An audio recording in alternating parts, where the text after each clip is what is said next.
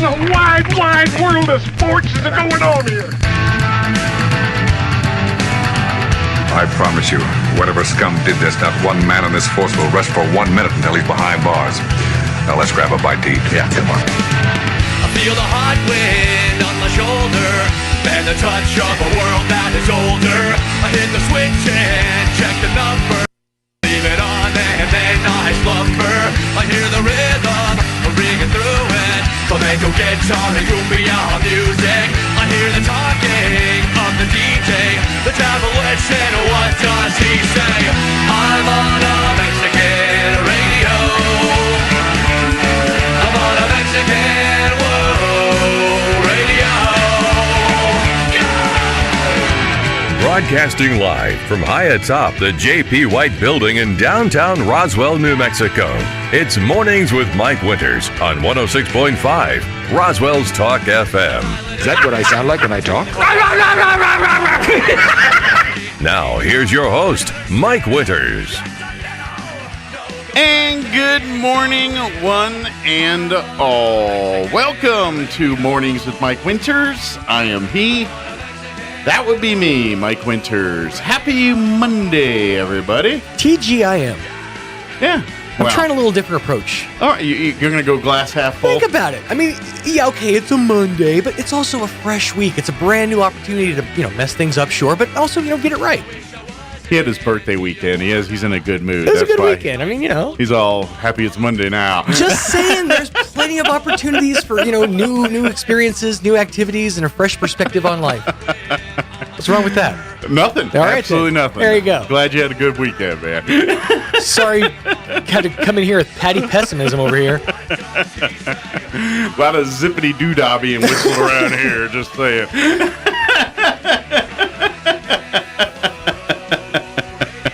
Well, happy Monday. Hope everybody had a great weekend. Almost as good as Sean's, at least. Indeed. And are all bright-eyed and bushy-tailed for a Monday morning. Good. Which, weather-wise, is kind of a tale of 2 weeks. Yeah, it's going to be a bit different. Monsoon rearing its ugly head a little bit. Yeah, well, it's like, if you love New Mexico's summer, you'll love today. Today's like your day. Mm-hmm. But really beginning, it is a gradual change. I will say that because today's going to be like 101 and hot, but we got like rain chances entering the forecast like tomorrow. Mm-hmm. Tomorrow really starts at 20%, mid 90s. Yeah. But as the week progresses, we get to around Thursday, we're up to like 40% chances of rain, highs in the upper 80s. Yeah. Things like that. So really today, dry. Tomorrow starts eking in the chances, and then it starts getting like 40-50% chances towards the back half of this week. And honestly, the tomorrow time, that's the worst when it's like the tomorrow time when it's like the 90s plus all that humidity from the rain that's coming. Because I mean, Saturday was miserable outside. Just walking around, it was just like it was sticky. So I didn't do that. Yeah. Yeah, well, I got kids, so I got to fill activity time. I was like, this is why we're in 2021. We invented things like air conditioning. I'm going to use these things, and that's what I did. It was a good turnout though for the health expo. Kind of wandered around the courthouse lawn, then wandered over to the courthouse there with Nice. next to the sheriff's office, and yeah, good turnout. The kids, get a lot of good stuff for the kids and all that while you're there. A lot of freebies. Signed them up to win a couple bikes, but it was a good crowd. Did y'all play in the scavenger hunt? We did not. Okay. I was only willing to stay out for about 20 to 30 minutes in that heat. Did you pop into the farmer's market side while you're over on the courthouse lawn? Actually, picked up some locally made prickly pear granola. It was fantastic. Nice. Yeah. Supporting local business. Check it out. The Farmers and Gardeners Market every Saturday, 7 to 11, right there on the Chavez County Courthouse lawn. Do me a favor and ring that bell for me.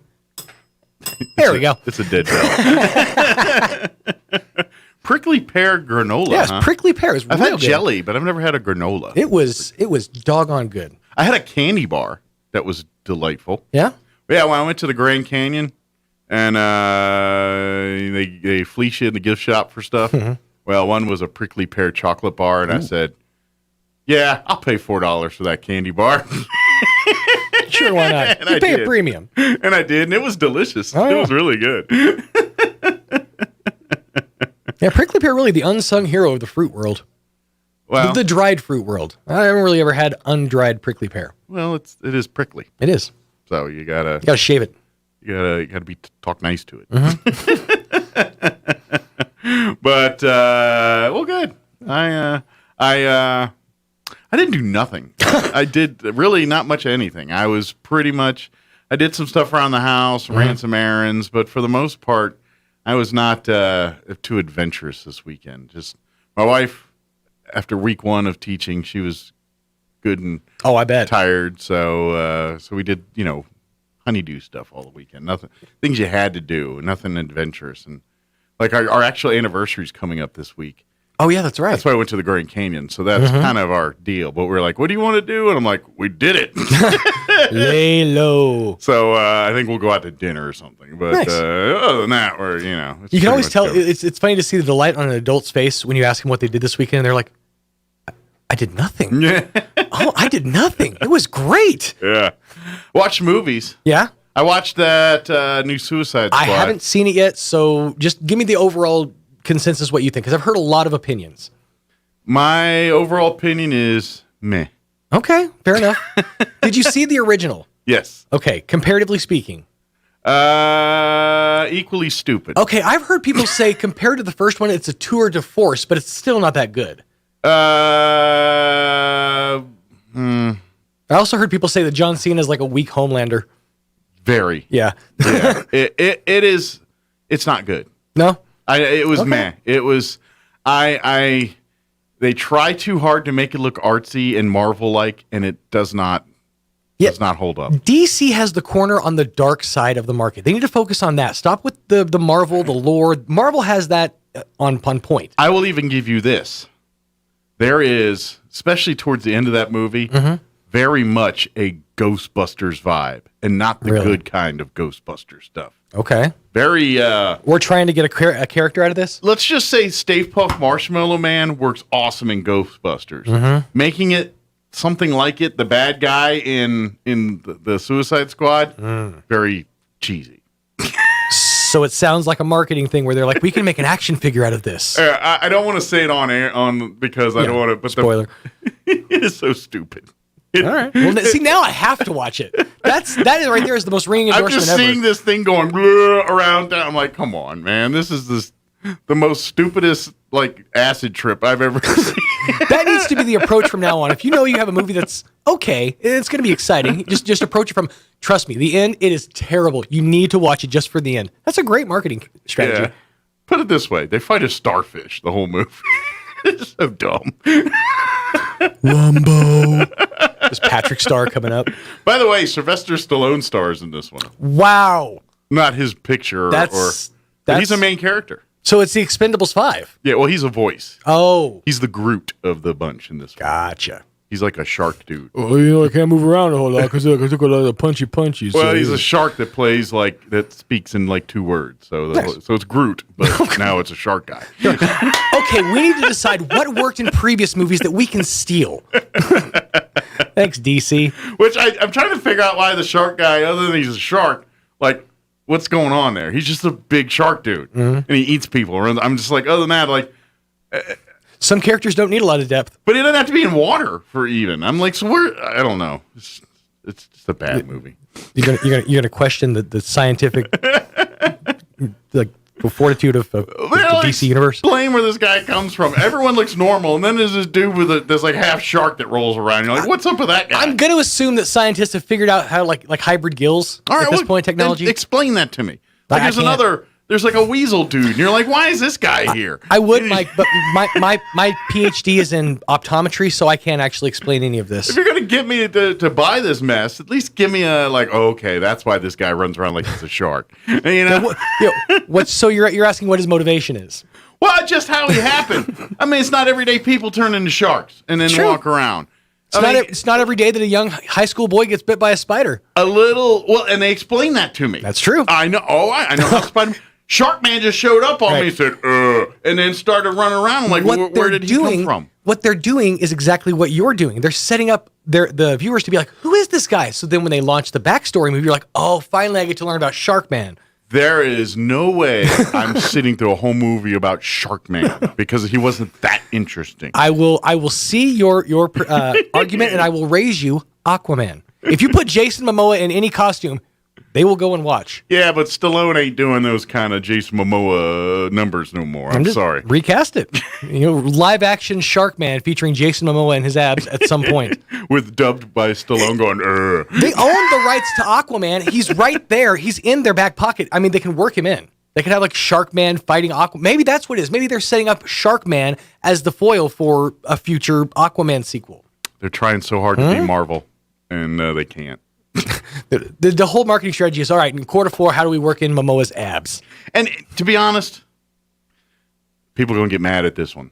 Sure. They're trying to make Harley Quinn a bigger hero than she really is. They're trying to make her on the level of Iron Man, and she ain't. I'm sorry. Just ain't. She don't have Iron Man's, knowledge and can. All she is a crazy woman that can fight. That's all. She's got a woman with mental health problems that can fight real well. That's it. Oh, yeah.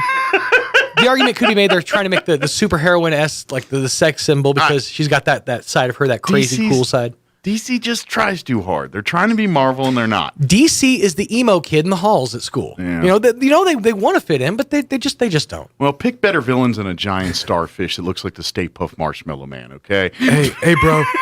Just because you don't understand. Bangs in my hair. Because you don't understand doesn't mean it's not cool. Yeah. I'm skateboard with my alternative friends. I'm moving on. That movie did not warrant that much conversation. Listen to a little My And I Chemical saw Romance. the Stupids. That's a good point. You sat through the Stupids. I'm just saying. Let me give you the rundown for today. Still have no idea what the drive B is. Tom Arnold joint, the Stupids.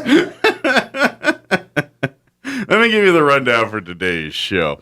Matt Bristol has been patiently waiting for us as we discussed through that dribble about about the new Suicide Squad movie.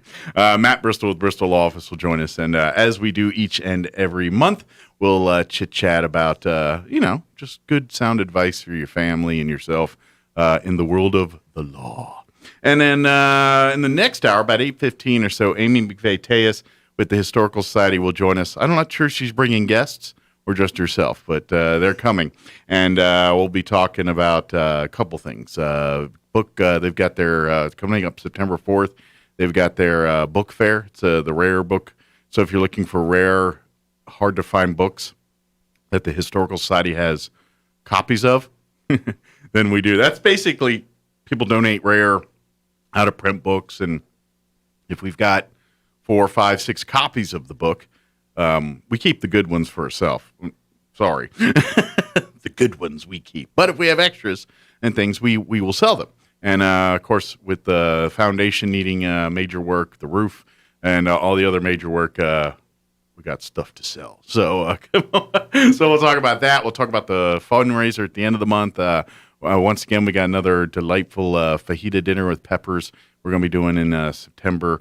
And also in other things, too. There's a whole bevy. The kids' arts program, there's an event in October with them. We got all kinds of stuff going on. So she'll join us and give us the update on all those. And then in the 9 o'clock hour, about 9:15, Charlie Barilla is going to be joining us. He's with the Roswell Veteran Honor Guard. And we're going to talk all about the Roswell Veteran Honor Guard. And they're looking for some new recruits to be a part of the Honor Guard because their veterans are getting a little long in the tooth, and they need some young blood in there to come and pick up the mantle and keep it going. So we'll talk all about that with Charlie here in the 9 o'clock hour, about 9:15 or so. Plus, we'll have all of your other features, including the news of the local and national variety. It is Monday. That means we'll have your livestock report with Smiley Wooten here in just a few minutes. And it is Livestock Day, and then we'll do the recap tomorrow. And then whatever else we can come up with for today's show. Real quick, let's get you up to date on the weather. Like I said, it's a tale of 2 weeks. Hot this part, rainy the second part. We've got plenty of heat coming our way over the next few days, and then it looks like we may get a few showers Tuesday night and Wednesday with the monsoon kicking in a little bit. Sunshine today, our afternoon highs 100 to 103. Overnight, partly cloudy and low 70s, and then right around 100 tomorrow. Slim chance of an afternoon shower or thunderstorm. For Wednesday, maybe a late day thunderstorm and mid-90s. I'm meteorologist Steve Hamilton, and that's your latest forecast. All right, Steve. Kind of ended that a little abruptly, but anyway. Currently 67 degrees here in Roswell. Humidity is at 63%. Winds currently out of the southwest at 8 miles per hour. Sunny and a high of 101 today. South winds 5 to 15 miles per hour. Sorry about that. Tonight, partly cloudy. Expect an overnight low of 73 with south winds 10 to 15 miles per hour. For you Tuesday, there is a 20% chance of showers tomorrow afternoon, otherwise mostly sunny. 96 the high tomorrow with south winds 5 to 15 miles per hour. That 20% chance of rain continues into tomorrow night, mainly before midnight, otherwise mostly cloudy with an overnight low of 70 and south winds 5 to 15 miles per hour. Looking at the rest of the week, 30% chance of rain for Wednesday, mostly sunny and 93, south winds 5 to 10. 40% chance of rain Thursday, partly cloudy and 91. Friday, a 50% chance of showers, mostly cloudy with a high of 88. Saturday, a 30% chance of showers, partly cloudy and 89. And a 30% on Sunday as well, partly cloudy, 89 for a high. So definitely next weekend looking a lot different than this past weekend. Although it's, slowly getting into cooler. I mean, we're not into fall yet, but you can kind of sniff it from here. We're talking football. We're weeks away from football. As soon as that first game happens, then we're going to start feeling fall. That's my prediction. All right, it is 21 minutes after 7 o'clock. Let's go ahead and take about a 3-minute commercial break, and then Matt Bristol with Bristol Law Office will join us on the other side. Don't go away. You're listening to Mornings with Mike Winters. Good morning, this is Smiley Wooten at the Roswell Livestock Auction. A light dog day of summer run this week with a nice with a nice selection of all classes of cattle. Expect to sell 500 head. Break it down like this: 100, 125 weighing cows and bulls, 50 to 75 pairs of bred cows, 300, 350 calves and yearlings. Today's sale will include 32 cows, the D Square Ranch, Albuquerque, New Mexico. Excellent quality black and red crossbred cows, few cow-calf pairs on them. Remainder to be pregged, cows 3 to 9 years old. 17 calves, White House Ranch, Daddle, New Mexico. Good quality black white face Angus crosses. Medium condition, 400, 550 pounds. 23 steer calves, Mr. Wayne Netherland, Artesia, New Mexico. Excellent quality Angus and Charolais crossbred calves. Shots at Brandon, 400, 600 pounds. 37 calves and light yearlings, Mr. John Woodburn, Pinon, New Mexico. Excellent quality Angus and Charolais crossbreds, cattle wean 45 plus days. Medium condition, 400, 600 pounds. Sale time this morning 9 o'clock. Sell pairs of bred cows 9:30. Be selling calves and yearlings about 10. Light run today, so don't be late. We expect to sell 500 head. This is Smiley Wooten, Roswell Livestock Auction.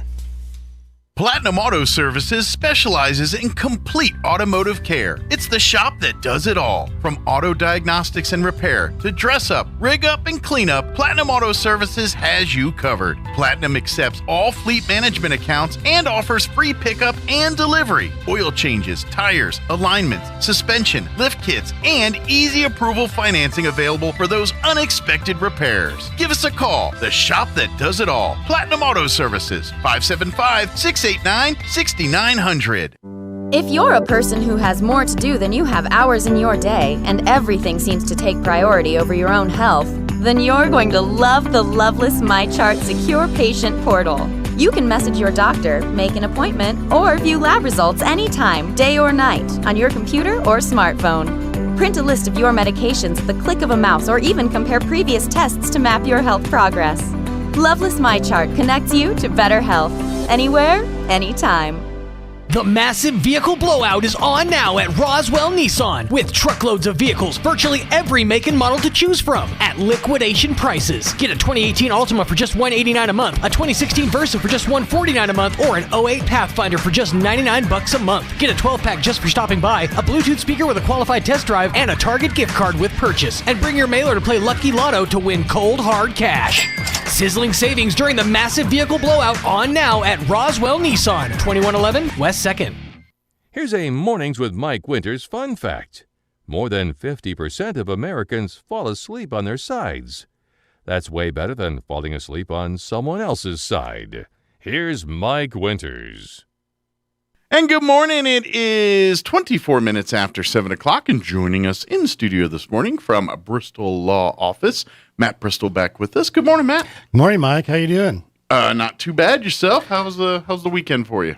Good. We had actually Sunday 2 people drop in from out of town. Oh, nice. Some guests in town. Yeah. So the other one was kind of passing through, so we had lunch with them.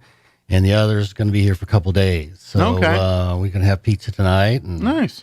Talk about old times and that kind of stuff. Well, good. Well, that'll be fun. Yeah. It'll be good. Yeah. And give each other sage advice. There you go.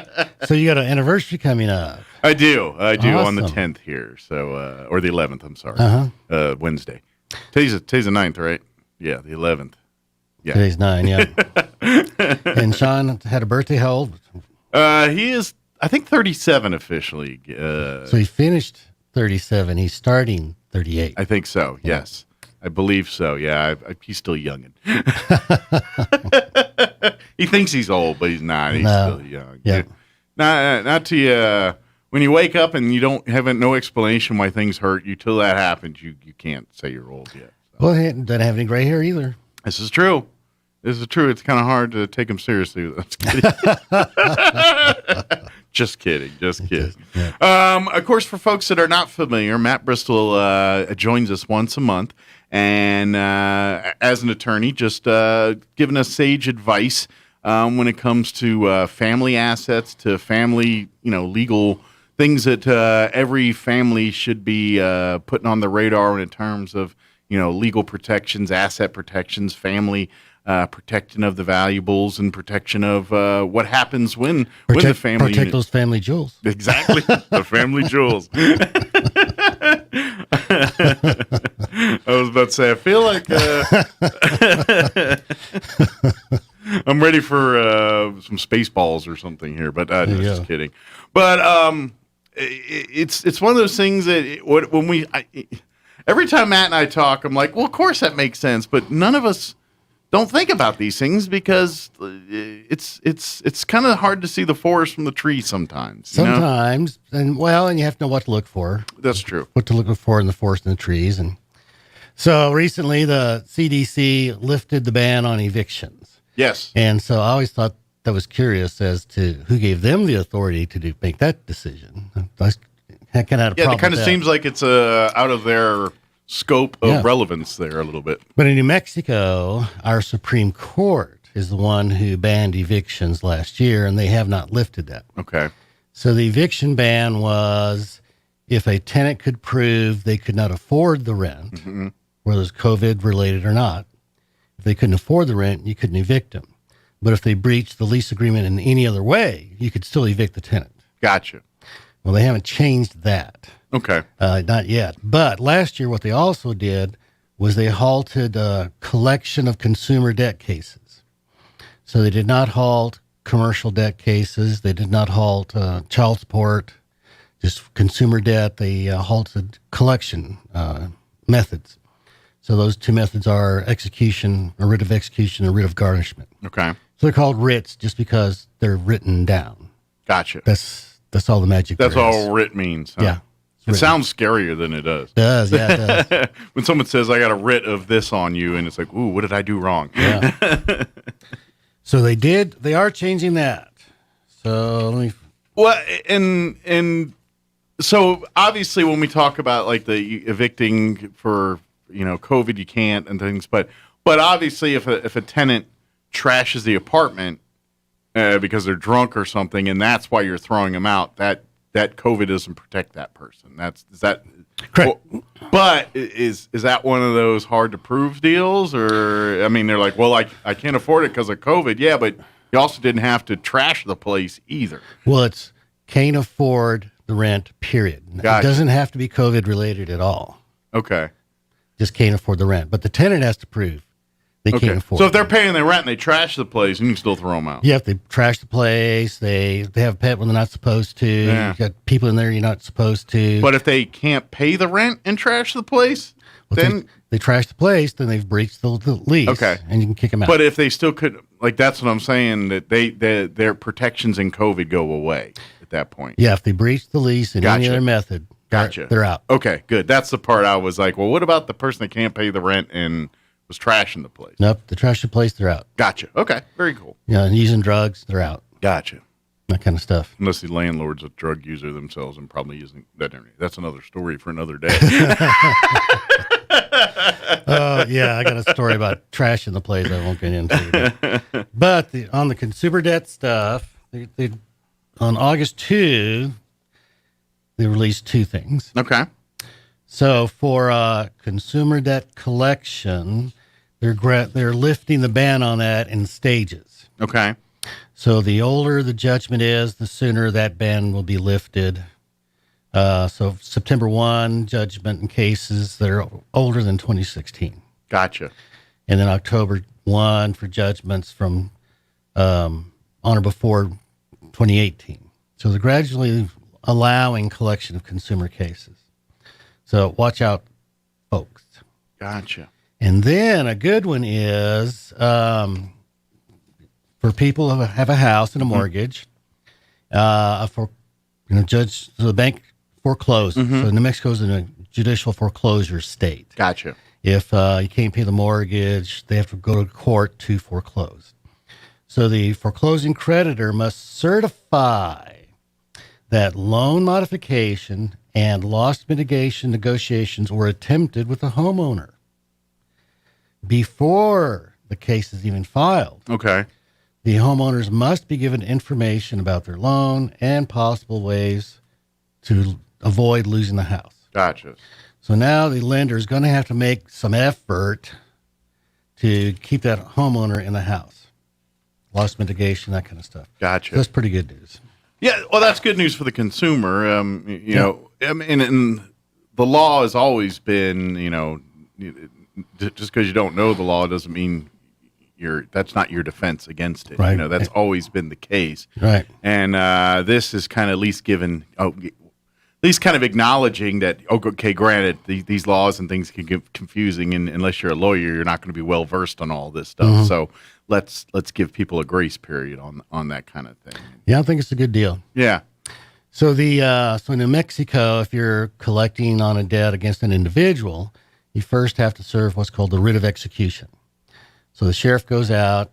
You serve the person this list of exemptions 10 days before the writ. And they can claim their exemptions and file it with the court. Okay. And then after 10 days, if they haven't filed any claim of exemptions, the sheriff goes out and says, what do you got that I can take?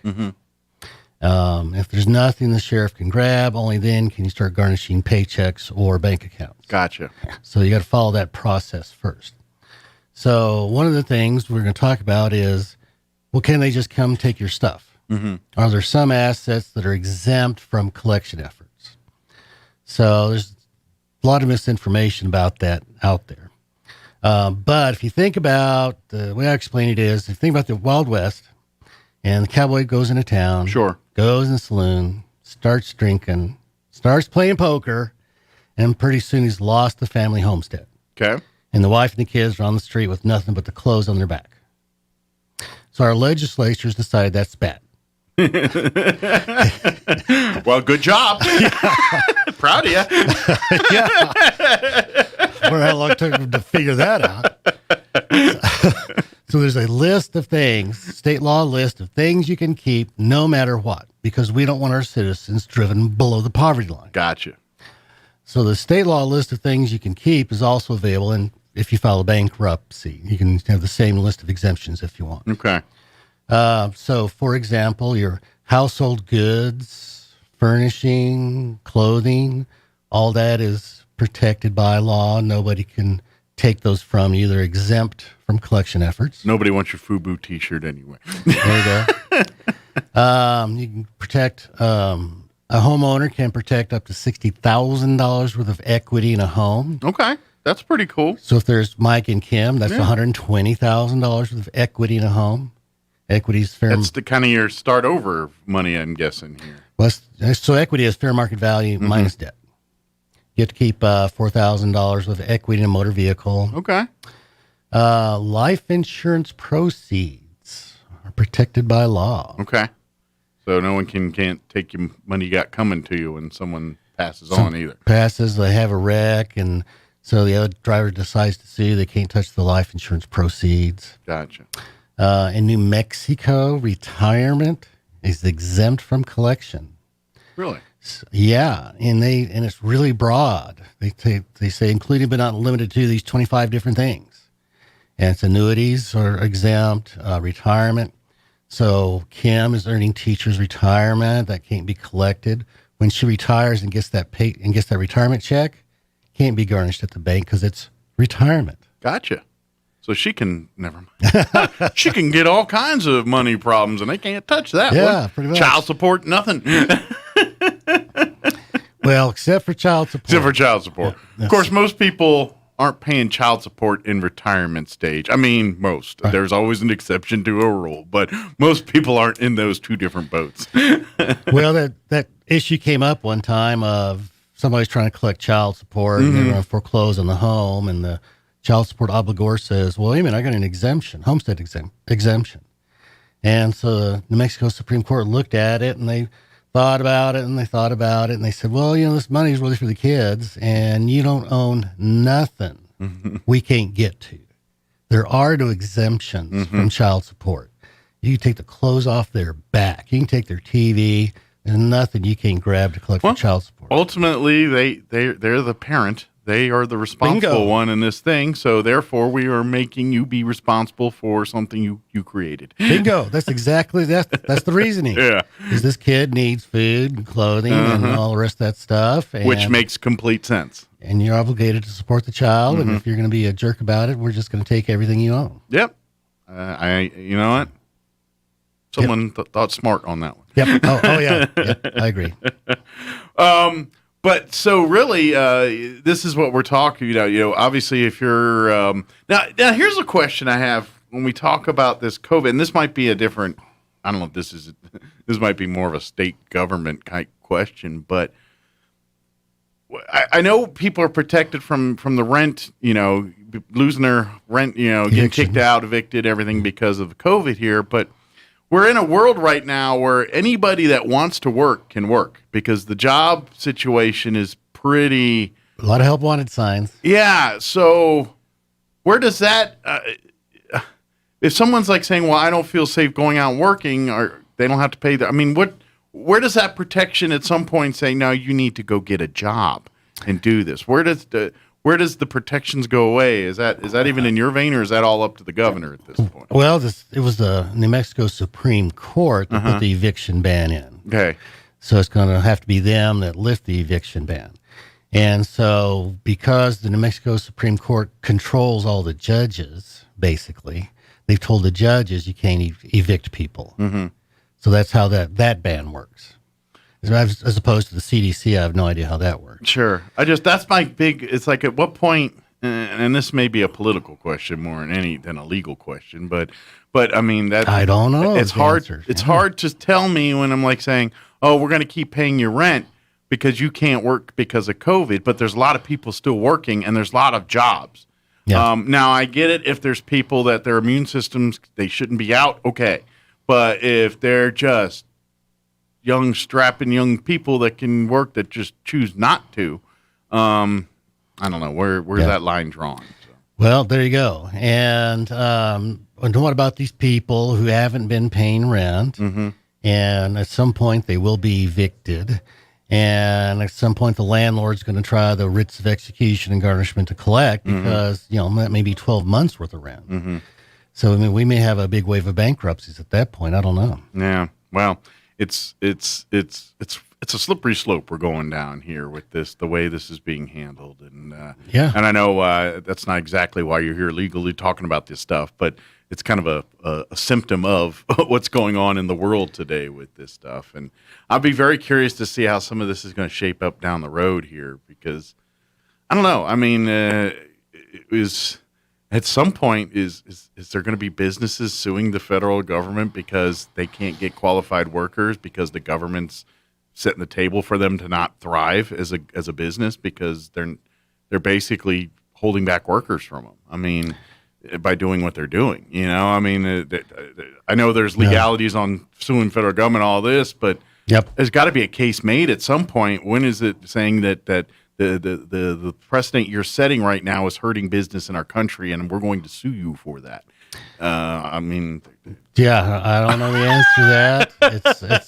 It's a strange new world. Last summer, we couldn't have a Boy Scout summer camp, for example, Y camps, that kind of stuff. So the Boy Scouts were working on this virtual stuff, camp. And we had some kids up there, some scouts up there who were filming different things so we could put on the internet. And so I went up, at the beginning as council president and said, wanted to thank you guys, gals, for doing this. We appreciate you making this effort. And this COVID stuff is really bizarre. And it may be 3 to 5 years that this stuff goes on. And they were just totally shocked. But my thinking was, well, if you're going to vaccinate the entire planet, it's probably going to take 3 to 5 years. Exactly.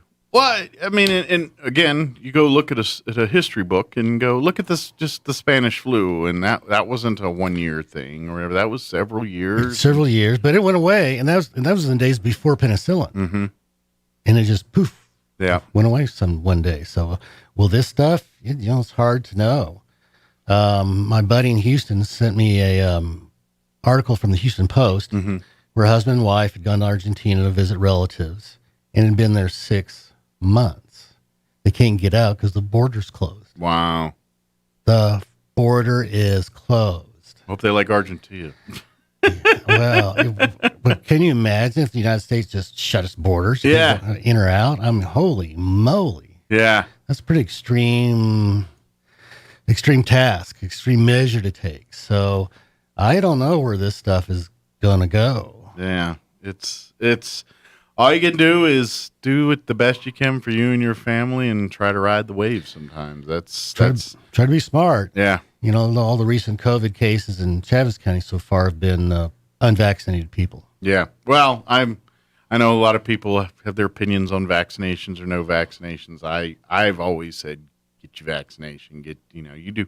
But I will always tell people, do what you think's best for you and your family. But I'm okay with the vaccination, and I got it. And I, quite frankly, since I've had the vaccination, I could care less about COVID. I'm like, if I have the shot, if I get sick, I get sick. I'm not going to, walk around. It's just like any other vaccination I get. Guess what? I got one for the mumps and measles too. I don't walk around worrying about those either. I got the shingles vaccination. Every year I get the flu vaccination. Yeah. I mean, I don't see why it's a invasion of personal rights to. Yeah, and I understand it's there's a wise thing to do. People that and some people obviously, the way this was made or the quickness in which it. Yeah, okay, I can say, it makes you nervous and things, but do your research. Then if that's legitimately your concern, then do some research. Go through and find the good, bad, and the ugly all of the vaccinations, and then do accordingly. But I depending on your lifestyle and situation, some people are dying from this, and I know a lot of people aren't, and I get that. But do you want to play craps with your life? That's up to you. I don't care. I got the shot and I've joked, but I'm half serious too. I was in the military. I got hit with anthrax. I got hit with all kind of stuff. Oh yeah. At this point, that's like worrying about the horse escaping after the barn door's already open, kind of deal. Yeah, I did a non-obligation summer ROTC at Fort Knox, and sure enough, they got this line. You walk down the line, you got people on both sides. You're shooting you on the arm. Yeah. And some guy fainted. Not to mention, I was working stealths and around the Ram, and dealt with this stuff called naphtha, which is this chemical agent they use to clean the Ram, which now they've got people with cancer scares and all anything else, and not scares, but cancer. And I've been exposed to all the things that people over the years are like saying they've had problems. Yeah. So people ask me about the flu shot. I'm like, the COVID shot. Yeah. I'm like, whatever. Just throw another one in. Yeah. I got a buddy of mine works on ships, and he's had a lot of benzene, kerosene, diesel, and chemical stuff, and it's catching up to him. Yeah, it does. But anyway, I got off topic here. So folks, I don't know how many of our listeners are on the receiving end of a judgment or get sued, but there are certain basic things that you get to keep that people can't take from you. Now, there's dollar limits. Okay. So there's dollar limit on the house, so many dollars with the car you can keep. You have to claim your exemptions to get them. You get $2,500 worth of jewelry. Now, retirement, it just says your retirement's protected. There's no dollar limit on it. Well, it's kind of like, just to give a big case in point in a big high-profile way, O.J. Simpson. Like when in the civil cases afterwards, when they were trying to sue him for all the money to get... And they did, yeah. They did, but there were certain things that they couldn't touch, like his NFL pension and stuff like that, where even that's a murder case, but in the civil court's a little different. But well, it was a civil judgment. Yeah. But, basically that was protected. That's why people were mad, because you see OJ still hitting the golf course and everything. It's because his NFL pension's protected. They can't touch that. That's great. Yeah. So there's no dollar limit on the amount of life insurance. Social Security cannot be garnished, either at the source or once it hits the bank. And that's a lot of people don't know that. Okay. But that's a protected asset. It's exempt from collection efforts. Okay. So there are certain things, everybody gets to keep. They can't just throw you in the street with nothing but the clothes on your back. Sure. Kind of thing. Gotcha.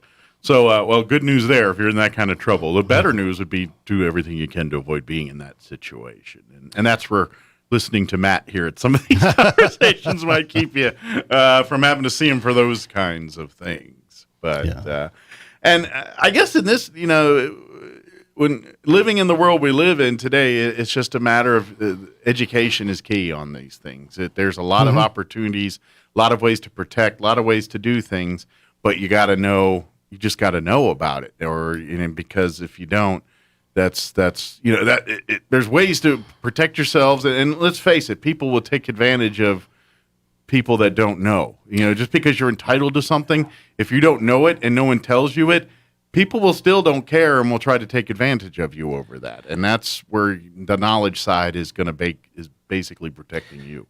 Yeah, you need to do research. I'm not sure how much I trust the Google and the internet, but do some research. I've had another misconception is people say, well, I want to trust. And I'm like, well, tell me what the goal you're trying to achieve, and I'll tell you if the trust is going to get there. So, well, I want asset protection.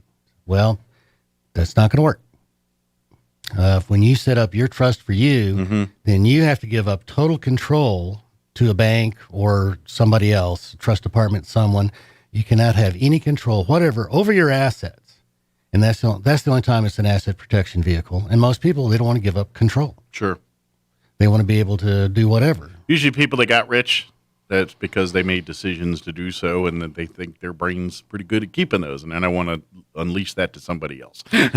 Well, yeah, they don't want to give up control of their money, their investments, their whatever. And so as far as an asset, now, if you establish a trust and then you die and it goes to the kids, well, it's an asset protection vehicle for the kids at that point because the bank is the trustee, not them. Sure.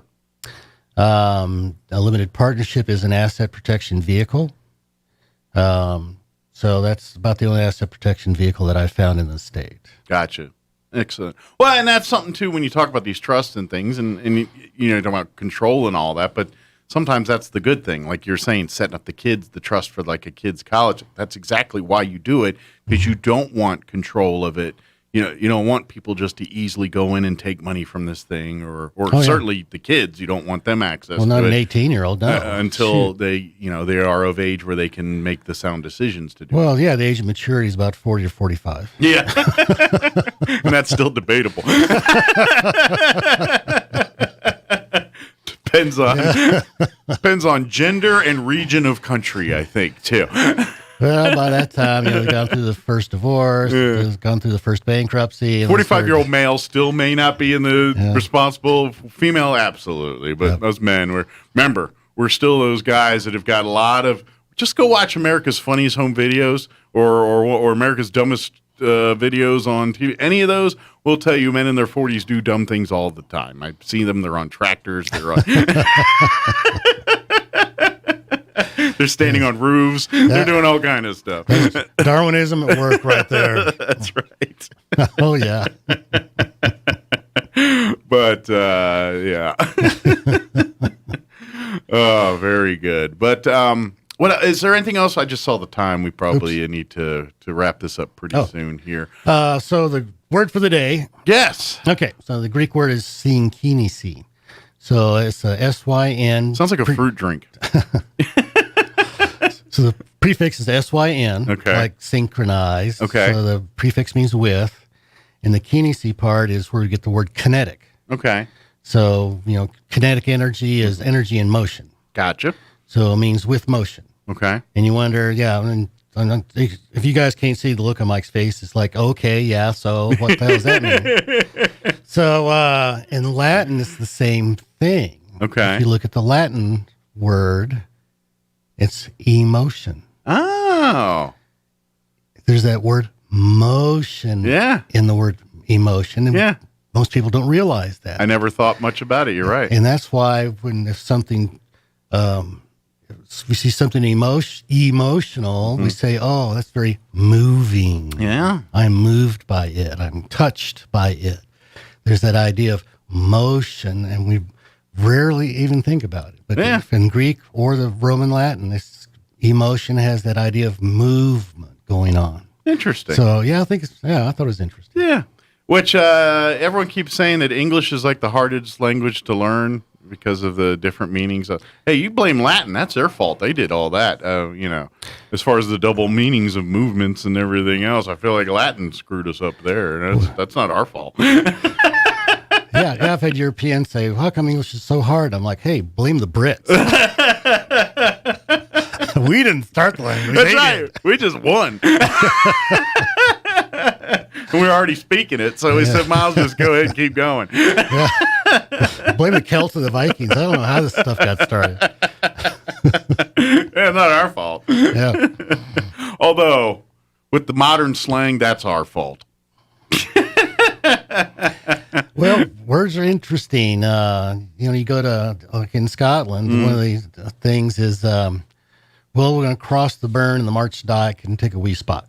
And it sounds like English. Right. It's a different language. Yeah. But when I was a teenager, I got to go to Australia. Oh, wow. World Jamboree as a Boy Scout. And cool. there was a bit of that when I first got into the country. And the guy I was going through in line in customs, and I was talking to a buddy behind me, and the line had moved up. And so the security guy tapped me on the shoulder. He's like, hey, what's going on, mate? I'm like, what? I won't get up a bit. And I'm like, after like 4 of those, he told me he wanted to scooch up a bit in line, but it was so accented and it just, I was like, we're supposed to speak in English, but we clearly weren't speaking the same language. And some of those thick accents are hard to work through. But after a while, next thing you know, after a couple weeks there, you start going blimey and start doing everything. Well, not blimey, it's Australia, but you know what I mean. Yeah. Well, my first animal in Africa, my first hunt, my professional hunter says, we see this animal. He says, lean across the bonnet and shoot it. So at least I knew what the bonnet was. Right. I'm like, get that hat that women wear? Can I borrow your hat, lady? Oh, man. Of course, if your legal issues require more than listening to a 20-minute conversation between Matt and myself, I highly recommend that you give Matt a ring, a jingle. Give us a ring, yeah. Or what's the internet version of that in the British word? I don't know. I don't know. Send us an email. Go to our website and send us an email. Shoot us a virtual telly at BristolLawOffice.com. Yes, 625-5284. Give us a ring. Come talk to us. Yeah, absolutely. Definitely. Even if you're not sure you need an attorney for something, you just need some answers and some questions answered. Matt will be happy to do that stuff, and absolutely. Let's find out if you need an attorney. I'd rather you go ask and turns out you don't, than you go and don't ask and turns out you did. And a lot easier to fix things up front and on the back end, folks. Absolutely. Well, thank you, Matt. As always, appreciate the visit. We will see you next time here. And happy anniversary to you and Kim. Thank you very much, and we'll stay warm or cold, depending. Stay cool today. Stay flexible. And dry by Friday. There you go. Of course, he's a Boy Scout. He's always prepared. That's right. He's probably got an umbrella that we don't even know about ready to spring out in a moment's notice. Thanks, Matt. We'll see you next time. Thank you, Mike. Bye-bye. All right, it is 7:55. Let's go ahead and get you into business update. Quick break. Don't go away. With the SRN News Business Brief, I'm Bill Alexander. Another big corporation is responding to the surge in virus cases. United Airlines will require employees in the United States to be vaccinated against COVID-19 by late October.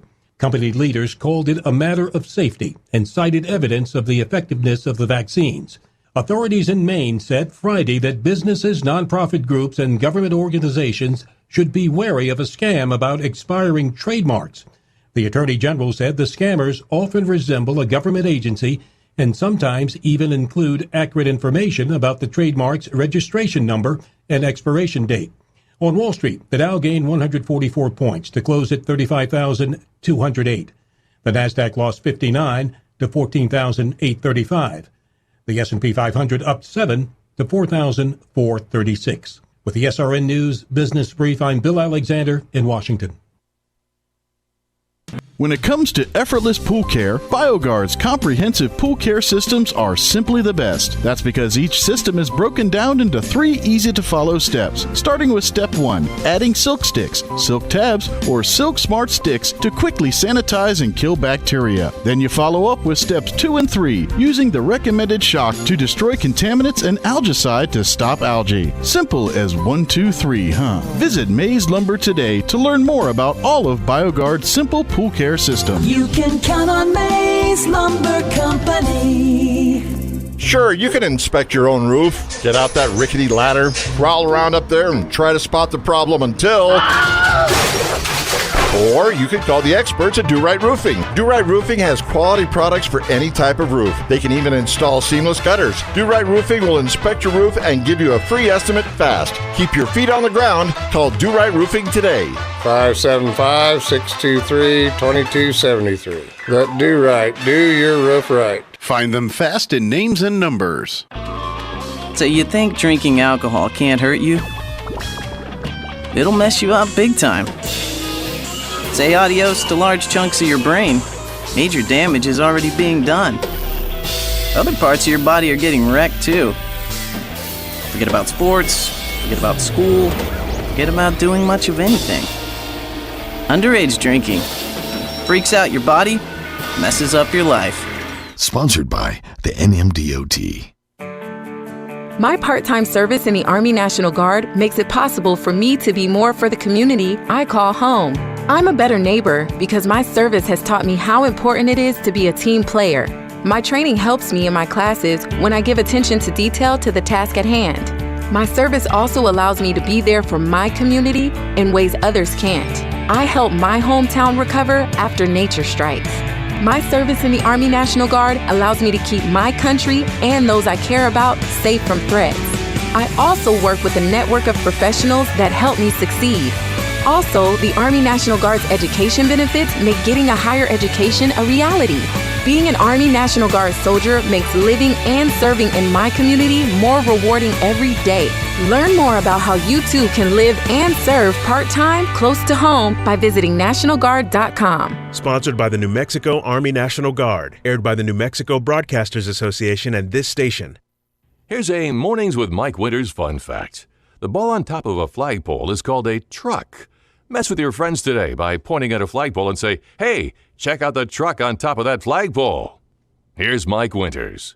And good morning. It is 7:59. Stay tuned next hour. About 8:15 or so, Amy McVeigh-Tejas with the Historical Society for Southeast New Mexico will join us. We'll chit-chat about all the things they've got coming up here in the coming months. Really, September is going to be a busy month. I mean, even August, but September really going to be a busy month for the Historical Society. So we'll talk more about that next hour.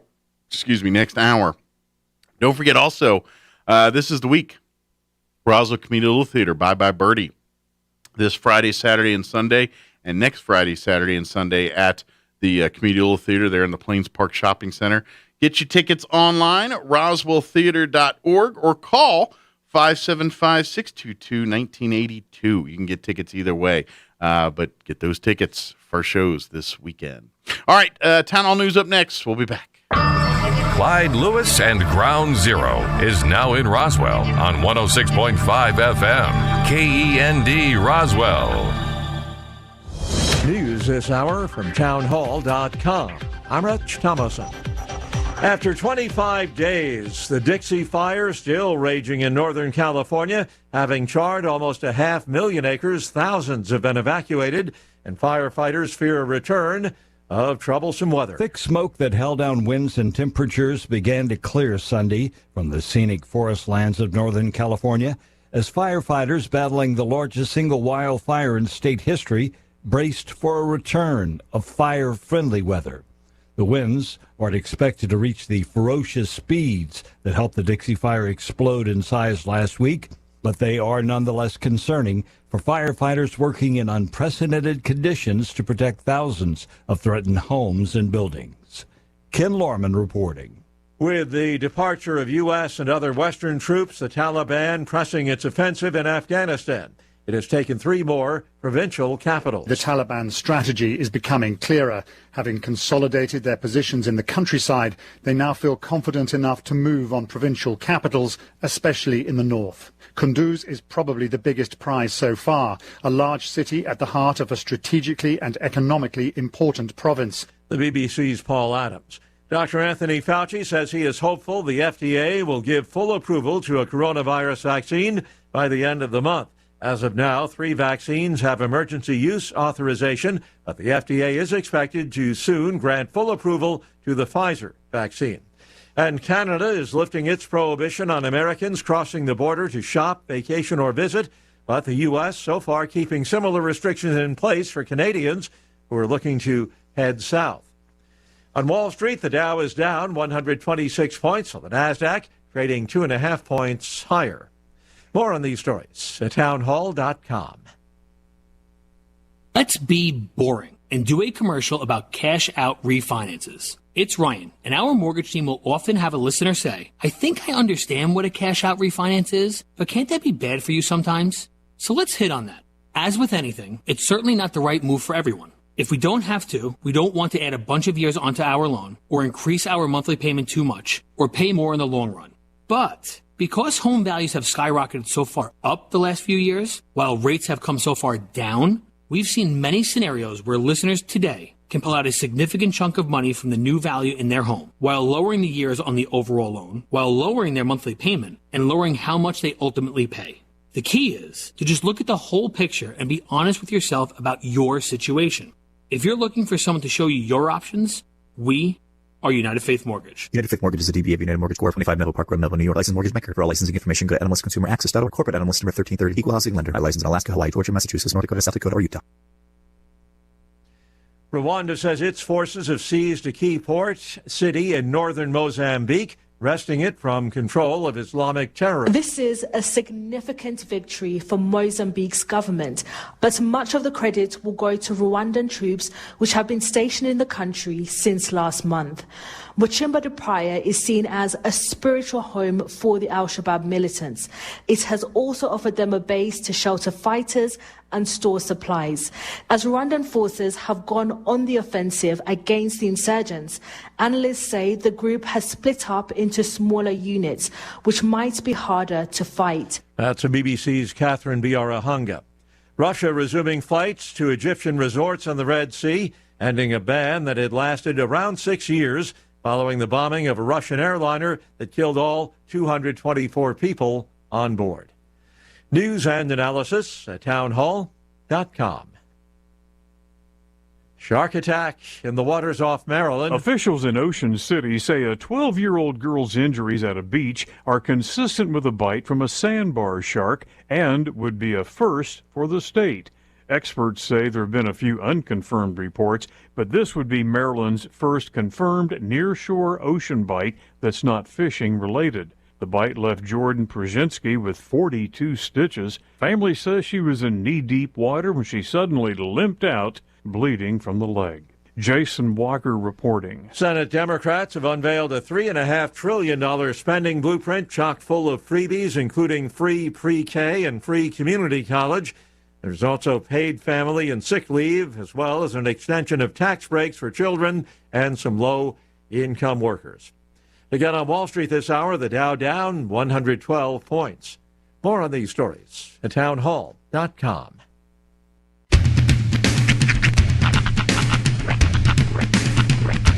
What in the wide, wide world of sports is going on here? I promise you, whatever scum did this, not one man in this force will rest for 1 minute until he's behind bars.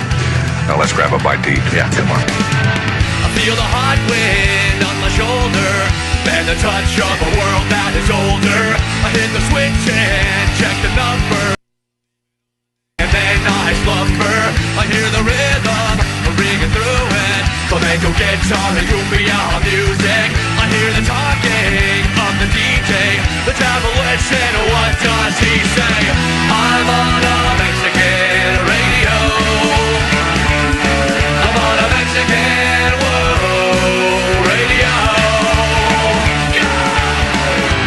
Broadcasting live from high atop the J.P. White Building in downtown Roswell, New Mexico. It's Mornings with Mike Winters on 106.5 Roswell's Talk FM. Is that what I sound like when I talk? Now, here's your host, Mike Winters. And good morning. It is 6 minutes after 8 o'clock. Welcome to hour number 2. The deuce of Mornings with Mike Winters, right here on 106.5 Roswell's Talk FM. Happy Monday. I feel like that was disingenuous. I don't think you're picking up on my TGIM vibe. Oh man, it only works if we do it together. Teamwork makes the dream work, all right? You're saying I'm not legitimately happy it's Monday? I didn't feel the happy in your happy Monday. That's all I'm getting at. Oh, I'm trying to get Sunnies to support each other. I'm just trying to get you to support happiness on a Monday. There we go. See? It's all about team effort. Well, I'm here. It's the trust fall of the sunny world. Why isn't the one-armed Sunny carrying the two-armed Sunny? Well, because the one-armed Sunny is the weak one right now. And the two-armed Sunny is making up where the one-armed Sunny falls short. I don't think the one-armed Sunny is weaker. Well, the one-armed Sunny hasn't discovered its true power as a drummer in an 80s rock band yet. He will get there. It's just right now his self-esteem is a little bit low. Understandably, he just lost the arm. Well, it's a problem is they only got one leg with 2 feet. Well, what's going to happen is he's going to be sitting in a wheelchair in a hotel room on New Year's Eve, and right as the ball drops to midnight, he's going to fall down to the floor, and he's going to crawl over with his one arm, with 2 perfectly good legs, but he's still going to fireman's crawl across For those who don't understand, I'm making a Forrest Gump reference to Lieutenant Dan. I was about to say, the other Sonny will be like, ice cream. Lieutenant Dan. Hey, Sonny, ice cream. Okay, you know what? I gave you, just slight thoughts, or at the start of the show. Did not not a big fan of the Suicide Squad movie. Sure. It was bad. But something I am into, and I've got one more thing to watch. Okay. And it's going to be a niche audience here, this one. You have to like the Narcos shows to like this, what I liked. If you've watched the Narcos shows on Netflix. I've seen like most of season 1. Okay, well, if you get to the most recent season of Narcos Mexico, that's that one, the Narcos Mexico particular.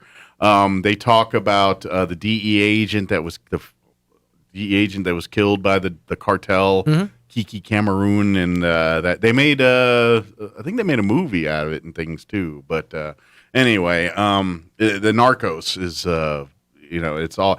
But anyway, there is a 4-part documentary on Amazon Prime, and it's called something Narco something or another. But if you watched or are familiar with the Kiki Cameroon story, and it did not end well for him.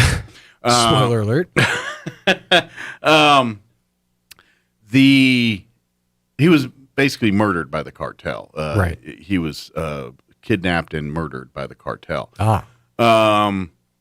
The 4-part documentary series is interviewing the people.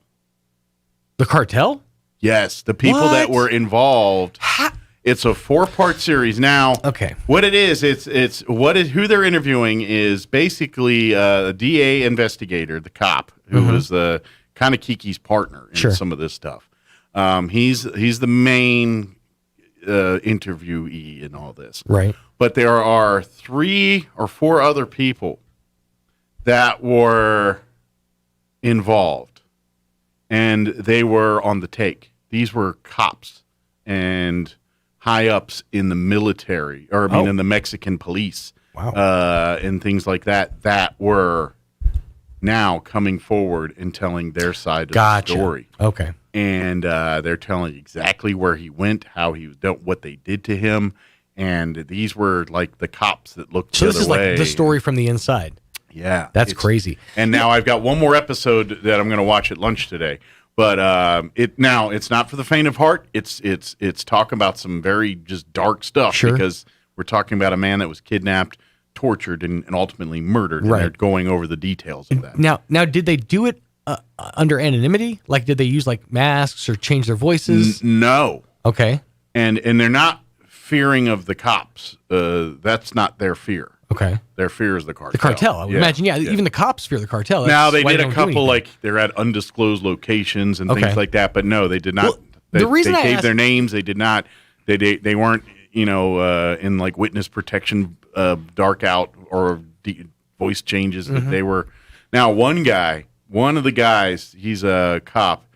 He's an odd duck. Just the way he talks, he's a very proud person. And the way he talks and things is almost like he's a Shakespearean actor, like the way he, like, I said this.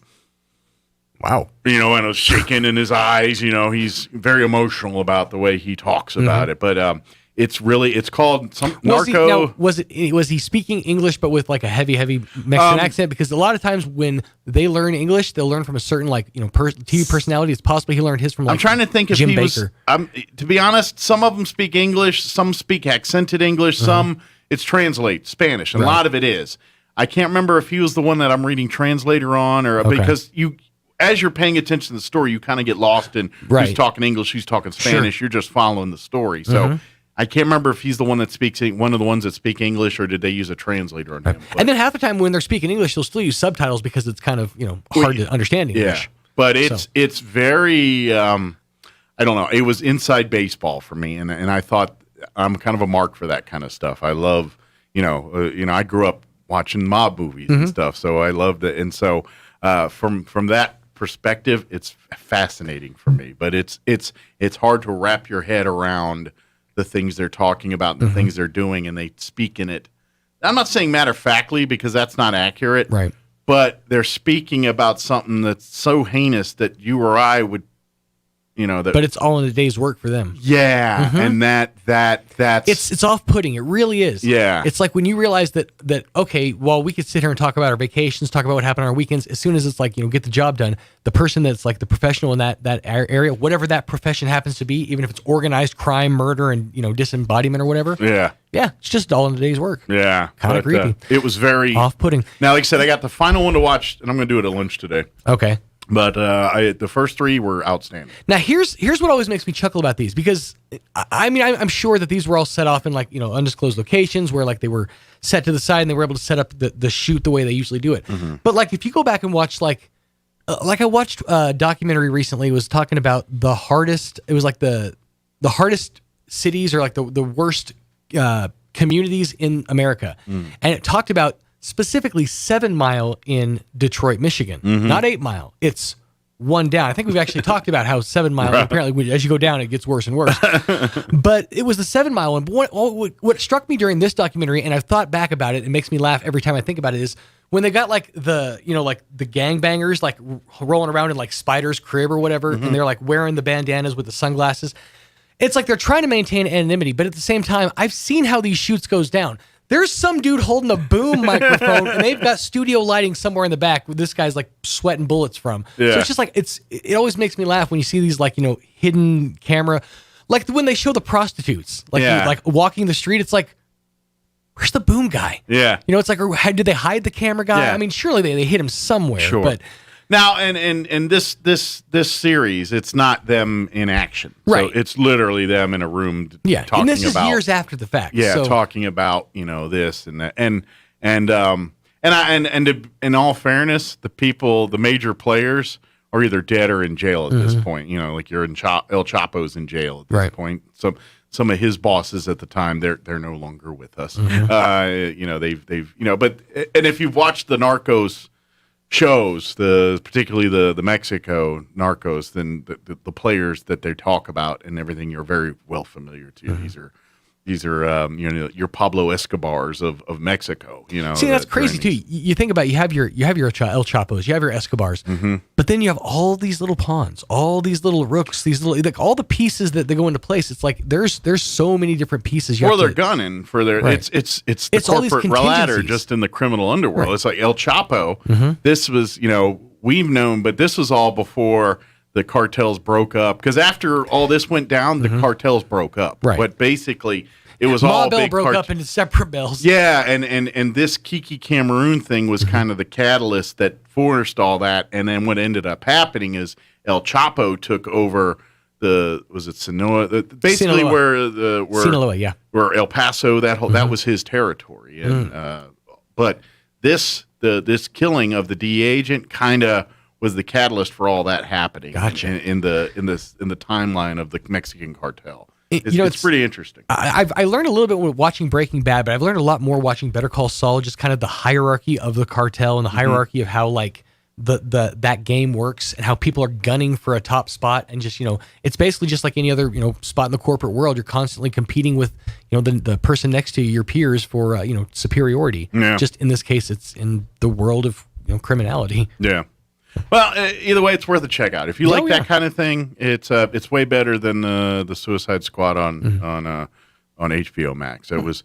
I'm sorry. And I'm not trying to spoil it, but their enemy at the end is a big giant starfish, and it's waddling around like a Stay Puft Marshmallow. It looks ridiculous. So it was Wombo. It looks ridiculous. It's just, I don't know. It was bad. The costumes look cheesy. It all looks bad to me. I just did not. I mean, and they try really hard to get artistic with some of the fight scenes and trying to make it like some kind of like violent. It's like they're trying to make. It's like they're trying to be Marvel and Quentin Tarantino at the same time, and it just looks. It's a genre mix that it doesn't mesh well. Yeah, it just is stupid. And that's what bothers me too, because you're a fan of good movies, but you're also a fan of bad movies, and that you can't find joy on either one of those. I got about halfway through the movie. I said, "This is just not a good movie. The costumes are bad. The acting's bad. The story's bad." I was thinking about opting into it for a date night. Well, thank you for this. I'm going somewhere else. If you got nothing better to do, it's got great explosions. It's got a lot of great fight scenes and all that. There's a couple lines that made me laugh. There's funny lines, but as an overall movie, it's not good. It's not a good movie. Well, 1.5 thumbs down. Yeah, it's just not a good movie. Michael Bay would love it. Yeah, exactly. You know what? It feels like a Michael Bay joint. There you go. But someone tried to get artsy with it. You know how they crowbarred all those weird, obscure scenes in the Superman versus Batman? You know, it's a little bit of that going on, and I didn't like that. So what you're trying to tell me is the DC stepped on DC's foot the way DC always steps on DC's foot. Word. Mm-hmm. That's exactly what happened. All right, it is 8:18. Let's get you up to date on the weather. We've got plenty of heat coming our way over the next few days, and then it looks like we may get a few showers Tuesday night and Wednesday with the monsoon kicking in a little bit. Sunshine today, our afternoon highs 100 to 103. Overnight, partly cloudy and low 70s, and then right around 100 tomorrow. Slim chance of an afternoon shower or thunderstorm. For Wednesday, maybe a late day thunderstorm and mid-90s. I'm meteorologist Steve Hamilton, and that's your latest forecast. Thank you, Steve. Currently 73 degrees here in Roswell. Humidity is at 55%. Winds are, in fact, calm at the moment. Sunday today and a high of 101 expected with south winds 5 to 15 miles per hour. Partly cloudy tonight with an overnight low of 73. South winds 10 to 15 miles per hour. For you Tuesday and then through the rest of the week, rain chances. A 20% tomorrow for the afternoon. Otherwise, mostly sunny, 96 for a high. South winds 5 to 15. 20% for Tuesday night as well, mainly before midnight, mostly cloudy otherwise with an overnight low of 70, south winds 5 to 15. Wednesday, 30% chance at afternoon showers and thunderstorms, mostly sunny, high of 93. Thursday, a 40% chance of showers and thunderstorms, partly cloudy and 91 for a high. Friday, a 50% chance of showers and thunderstorms, mostly cloudy and 88. And then weekend rain chance as well, 30% on Saturday, partly cloudy and 89 for a high, 30% on Sunday as well, partly cloudy, also a high of 89. So enjoy the hotness today because we will have, well, it'll still be, I mean, it's low 90s and upper 80s for the rest of the week, so it's not like cold, but, you know, a little less than today. All right, it's certainly better than 101 that we're getting today. I'll take that. Hey, before we take a break here and then talk with Amy McVeigh-Tejas from the Historical Society, Nook at Asian Market is looking for some great employees. She has immediate openings available, not for cooks. Don't worry about the cooking. Nook's got the cooking covered, but she does need help with everything else. She needs wait staff for the restaurant. She needs sales and cashiers for both the store and the restaurant side. So if you'd like to help out and be a part of it, please reach out to Nook. You must be friendly and you must be hardworking. She wants nice, friendly people that are willing to work hard there at Asian Market. If you have any questions, want more information, apply in person. Just swing by Nook's Asian Market, 5702 South Main right here in Roswell. Again, that's 5702 South Main. Just keep going like you're heading towards the base or the college, and then you will see Asian Market there on your right on the south end. Look for the big blue sign there, 5702 South Main. And don't forget, Asian Market is an equal opportunity employer.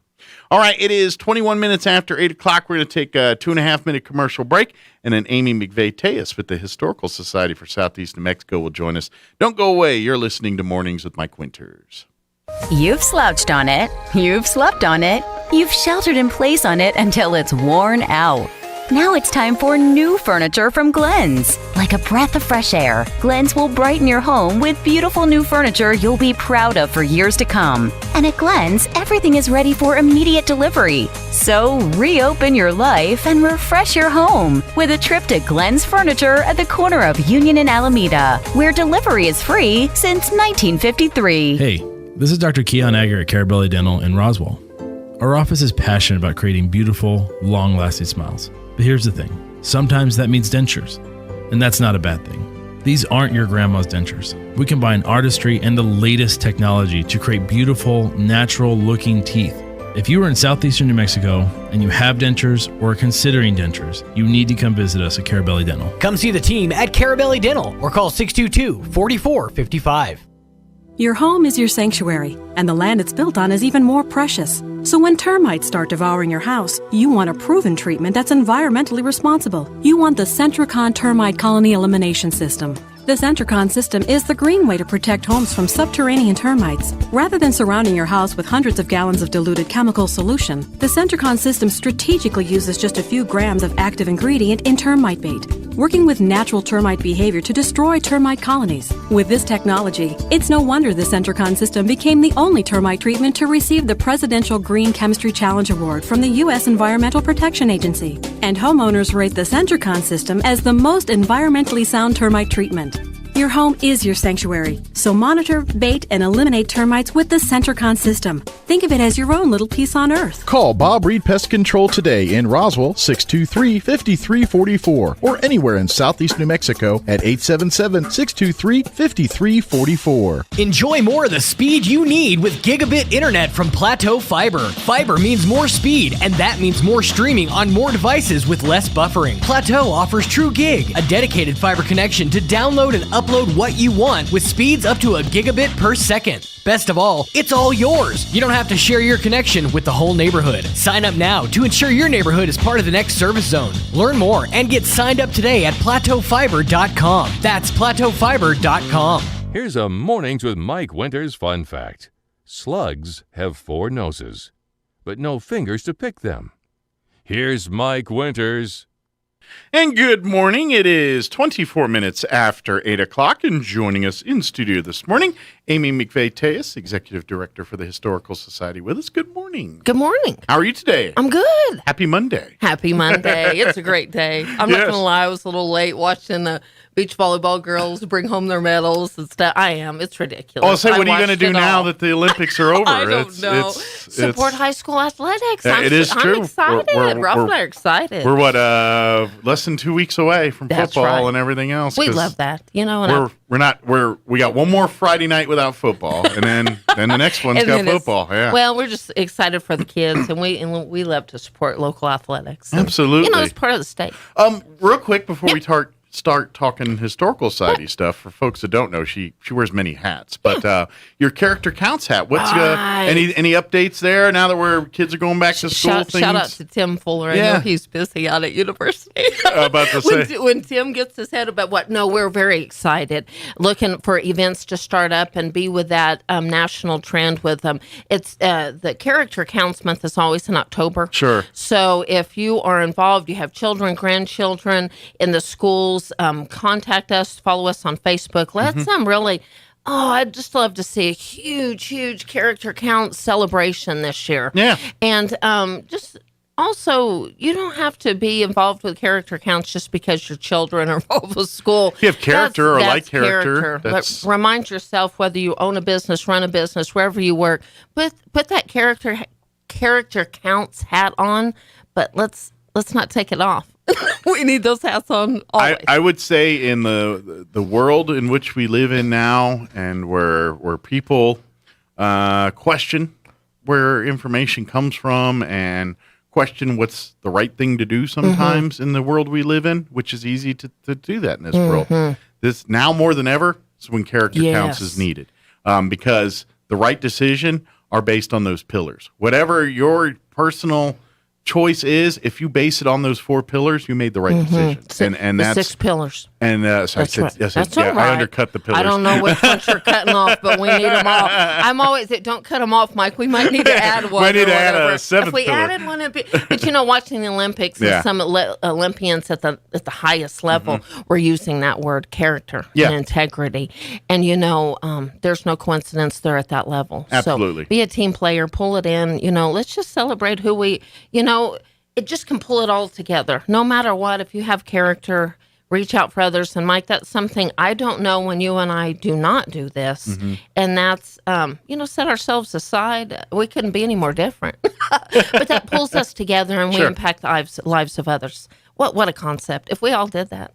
Absolutely. And that's all good. Yeah, it's never wrong to do the right thing, and that's and character counts really counts embrace will be happy. We just spoke at Sartoma, and if you need organizations to just remind, and that's something all nonprofits combine together through character. Give us a call. Call me at the museum. Get in touch with Tim Fuller. We'd be proud to speak and just celebrate character and see and pull some new ideas together. I'd love to see stickers and businesses and houses and cars, just celebrating the pillars of characters. Absolutely. So roll up your sleeves and get ready. We'll talk more. We're going to have Amy in as we talk more about the October events and things planned for character counts and all that.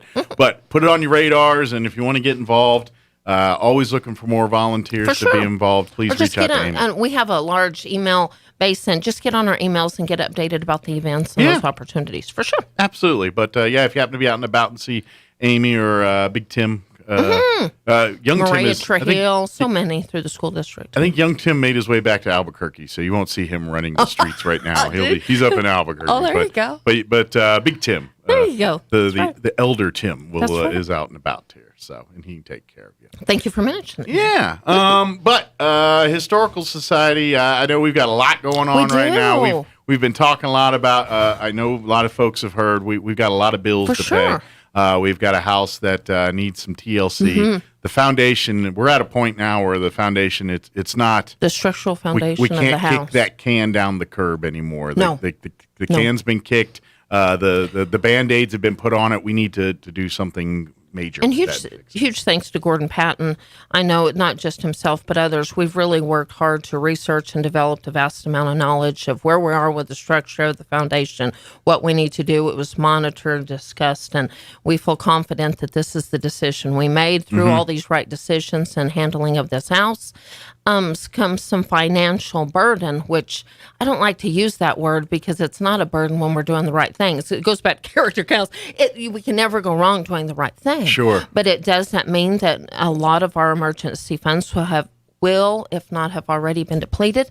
And so I just got some messages on Facebook saying, why would you need a GoFundMe? Well, I want people listening on the radio to realize we're a profit 501c3, and we do raise money and donations and memberships like you and I have talked about so much to help cover our expenses. So when we have additional expenses, we are going to have to do these additional fundraisings, just like we're if you haven't received a flyer or information, our newsletter should be going out. If you don't get a newsletter, thank you for asking how you can do that. You can become a member and get a newsletter. But we are having a fall fundraiser, so mark your calendar, September 30th. Sales are on, they're going. Shout out to every single person that's already bought.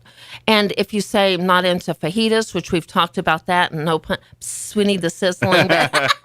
If you want the fajitas, or if you say, I'm not really caring for fajitas, I bet your neighbor friends would, so pay it forward. We would love to pay it forward. Not all of our volunteers are back.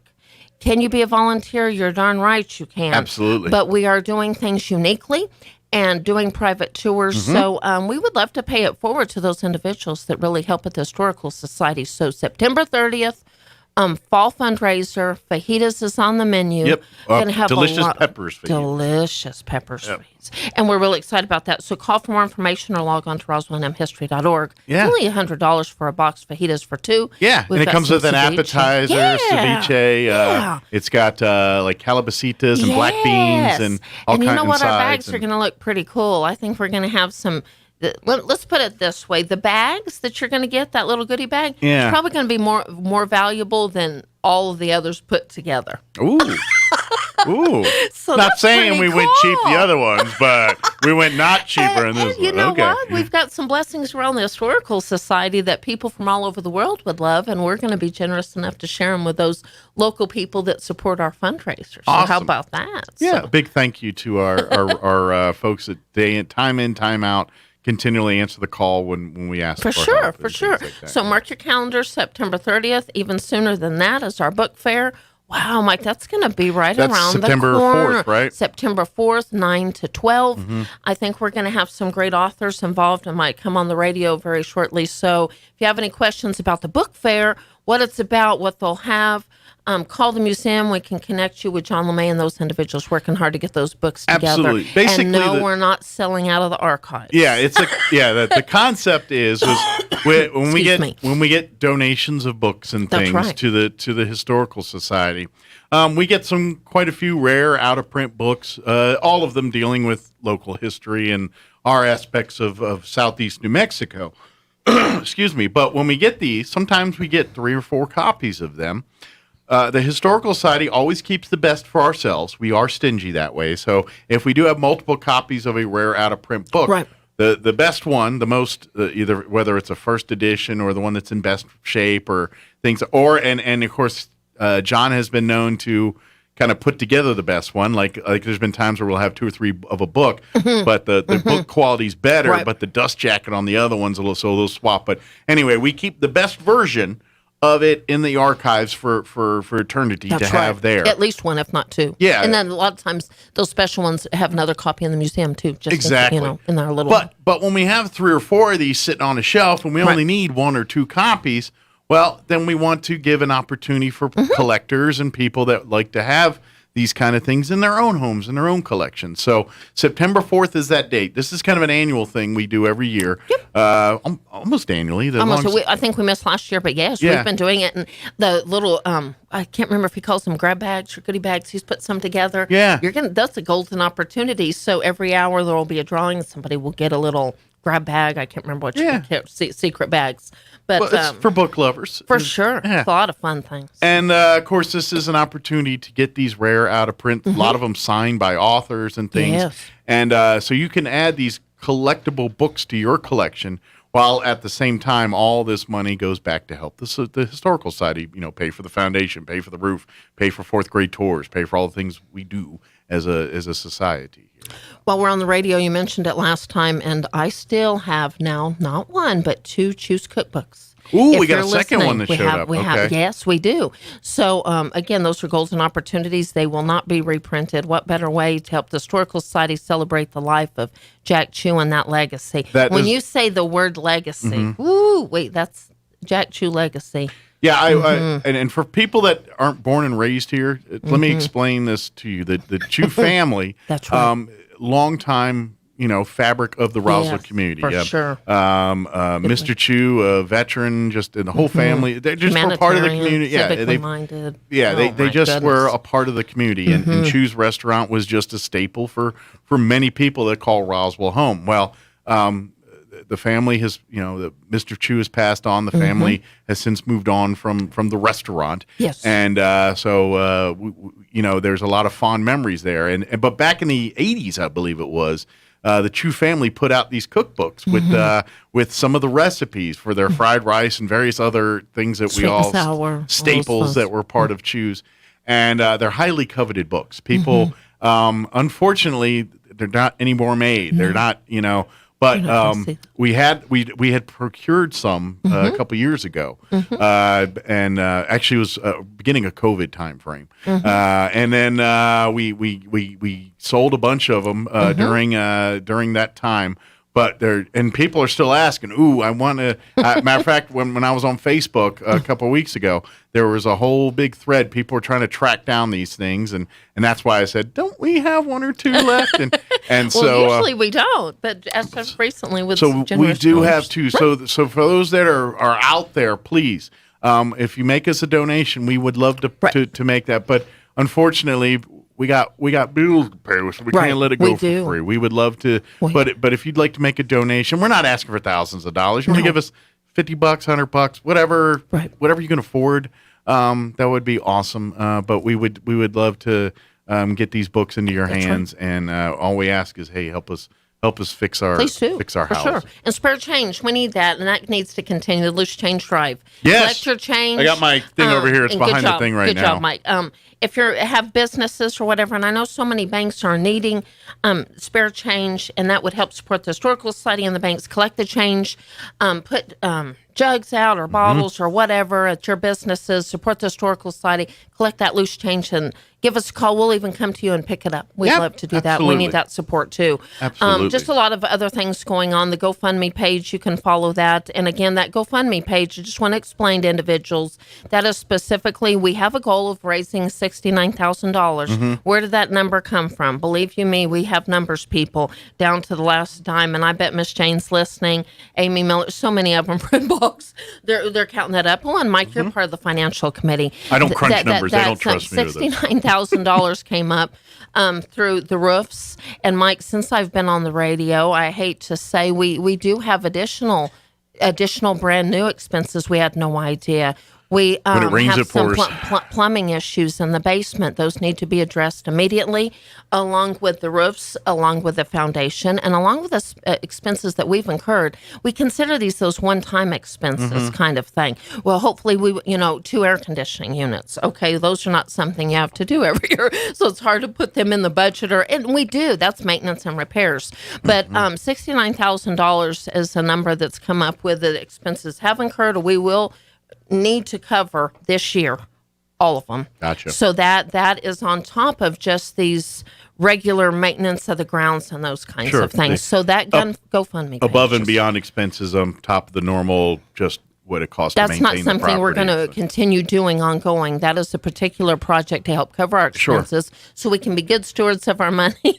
We can recruit those. And most importantly, that emergency, which I don't know if we call these emergencies, they're critical times for us. Well, hopefully, that being said, we get this roof fixed, the foundation, and we're not talking about it for another 20 years. We're going to be spiffing up. Yeah. Somebody called the other day saying, what's going on with your grounds or whatever. I think our grounds look darn good under the circumstances and the heat. But that perfection level of grounds, we have to take care of these major projects first. And I'm going to tell you one thing. I can't wait to come on the radio and say, Mike, we've got all of our grounds projects covered. Mm-hmm. Now we're going to spiffy up the place and really go all in with the landscaping and stuff. But right now, we have these critical issues. Absolutely. And a great way to support, too, is like you said, we're doing private tours right now. If you're so inclined, call us. Schedule a private tour. Make a donation. Please and do. We get a personalized tour with your group. It's actually, I'm not trying to sneeze down our previous tours, but because of this personal touch where it's just your group basically going through, it's a much more intimate experience really is. than it would be as a group of strangers going through. You get to ask your questions and get to obviously the docents get more time to kind of elaborate on things and talk about things. So it's a great opportunity. So please call the Historical Society or shoot a message on Facebook or whatever and say, hey, I would love to schedule something. I'd like to make a donation and help out and do all that. RoswellNMHistory.org is the website. We also have the blood drive information there, gift cards, random things that we've spoken about, haven't spoke about. That'll be in September as well, too, the blood drive here. Yeah, the blood drive coming up. And please sign up now. If you donated last time, it's time again. Like gift cards. Give a gift card and have those individuals be able to come and select a book or memorial donations. Got a $75 memorial donation on Friday. That's very nice. That's a great way to celebrate the life of those individuals that we've lost, but then help the Historical Society and pay tribute to them. Absolutely. And Archives facilities available for rental. We've got some events coming up, and huge thank you to some individuals who could be renting it for like private parties. Yeah. When I say a party or a particular meeting or event, really accommodating 50 to 100, depending on that come and go type thing. Absolutely. So call now, book your private event, and it's a really nice location, so clean and nice, and we can set up, and you pretty much could show up, call the caterer of your choice, and I think you'd really be good to go. You wouldn't have to do much. Yeah, it's got a full kitchen, it's got everything you need right there on property, and in building. I mean, it literally, and it's right there, so it's handy. And then you've got the backdrop of the property for sure. And Mike, you're kind of staring at me over here, and he looks like he needs a new location. I want him to go into a new environment. I want him to go to your business, go to a school, give us a call, have some fun with it. So I can't remember. He needs a home. What are you, Big Flat Mike? Or Big Flat Mike is one of many names for this he's thing. Just staring at me. It's a little haunting. And Gary, if you're listening, he's so cool around Mike, but we want him to go around. So I'm sure Gary in California is like, "Come on, let's get Mike out and about." And I like that idea. You can accessorize him like for sure. You can dress put him up, new dress him hats down. or I don't know. You sure? He could be a rocket or a coyote. I don't know. Yeah. He could even be a Dallas Cowboy fan. Come on. I don't know. That might be a stretch. That would be. Bring him to your home. Bring him to your business. You want to give me a bunch of money? I'll let you put me up in cowboys gear. I almost say cowgirls gear. He might be a Dallas Cowboy cheerleader. I don't know. Whatever it is. But let Big Flat Mike come to your office or home. Real Mike has opinions. Big Flat Mike does not. So he just got this big old smile on his face. Although, if you want to draw a mustache and beard, I've already got one. But if you'd like to enhance it, you know what? I've got a gray one. You want to give me some Just for Men situation on there? Go ahead. You do have a cool smile. You're just staring at me. I don't know what you're staring at me for, but but call the museum.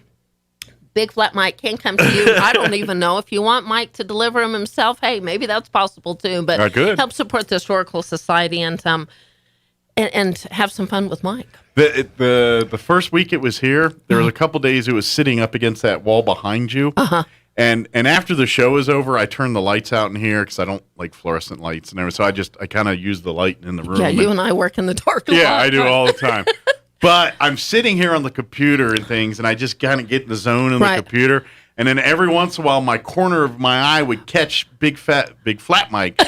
That's me sitting in the corner over here, and I just habitually forget it was there, and I look like, oh, and then I was like, oh, jeez, that thing scared me about half dozen you times. You were a security guard in the archives for a while. I had to go over there in the archives, and people would so you know what, we can have a lot of fun, and I know John's been on the radio, and shout out to Caleb. John and I did a great interview with Caleb Radio. They contacted us, so I was turning that on last night, so log on to that. But, we just appreciate the support. We can have a lot of fun. I know we talk about a lot. People call me all the time. It's like, oh, I was worn out. You and Mike talked about so much. Well, we're doing so much. And we're not going to sit around and just wait for things to come to us. We're not going to do that, Mike. Sure. We want your money, but we're trying to provide you a service for that money. And we're trying to, we are, at the end of the day, our main goal is to preserve this facility, preserve this history, so when we're long and gone, the next generations have it available to them. Those Josiah Stranges, and I think about Tyler Whitaker. He's a past scholarship recipient. He wants nothing more to be a history teacher. I don't know if he's back in school. Shout out to him and one of many. But the scholarship winners, we want to preserve and protect this so these young dynamic individuals that go on can come right back and celebrate history just like we are. Absolutely. So that's why we do all these things. We want to. We want your support. We want your help, and we all have a passion. Every single person that's a part of the Historical Society, whether it's a volunteer, whether it's a board member, whether it's Amy, whether it's any of the people that call the Historical Society home. The one thing it's a common link is we all love history. We all love what history means to us and the importance of that and the study of us as a community and to preserve that and to have it available for generations to come. So yes, come out and spend $100 on fajitas. Please come out and donate. Go to the GoFundMe page or buy a book or buy a Peter Hurd print or become a member of the Historical Society. Any of these small gestures or bigger gestures, all of them help us get to that goal of the 69,000, but also to make sure that 20 years from now that the J.P. White home is still opening its doors to the Roswell people and folks that come by, and that's what we want to do. I think what drives and resonates with me just deep in my heart and soul when we're working so hard, Mike, I don't even think we've scratched the surface of celebrating the rich history of this area. Absolutely. When I think about all of our forefathers and so many people that have impacted this area in one way or another, worked their tails off to start organizations. Look at all the history through New Mexico Military Institute and all these things, Walker Air Force Base. We haven't scratched the surface when you talk about history of this area. Yeah, absolutely. This community does do a darn good job of celebrating some particular events and different things, but just those fun facts, when we do what we need to do to protect these buildings and structures, that's when we can really start getting the good stuff. And people from all over the world that know us for our name, but they may not know so much of the history that John LeMay and so many individuals have written about over the years, whether it's in newspaper articles, whatever it is. So let's continue to do what we need to do. I've said this a couple times. I've said it a lot lately. Of course, the village of Lincoln just celebrated Old Lincoln Days this past weekend. I was thinking a lot about it. I missed it, and it always bothers me when I can't go. It's a fun, great. Hopefully, some folks got to go be a part of that. But I say this every time. You want to understand why New Mexico's New Mexico?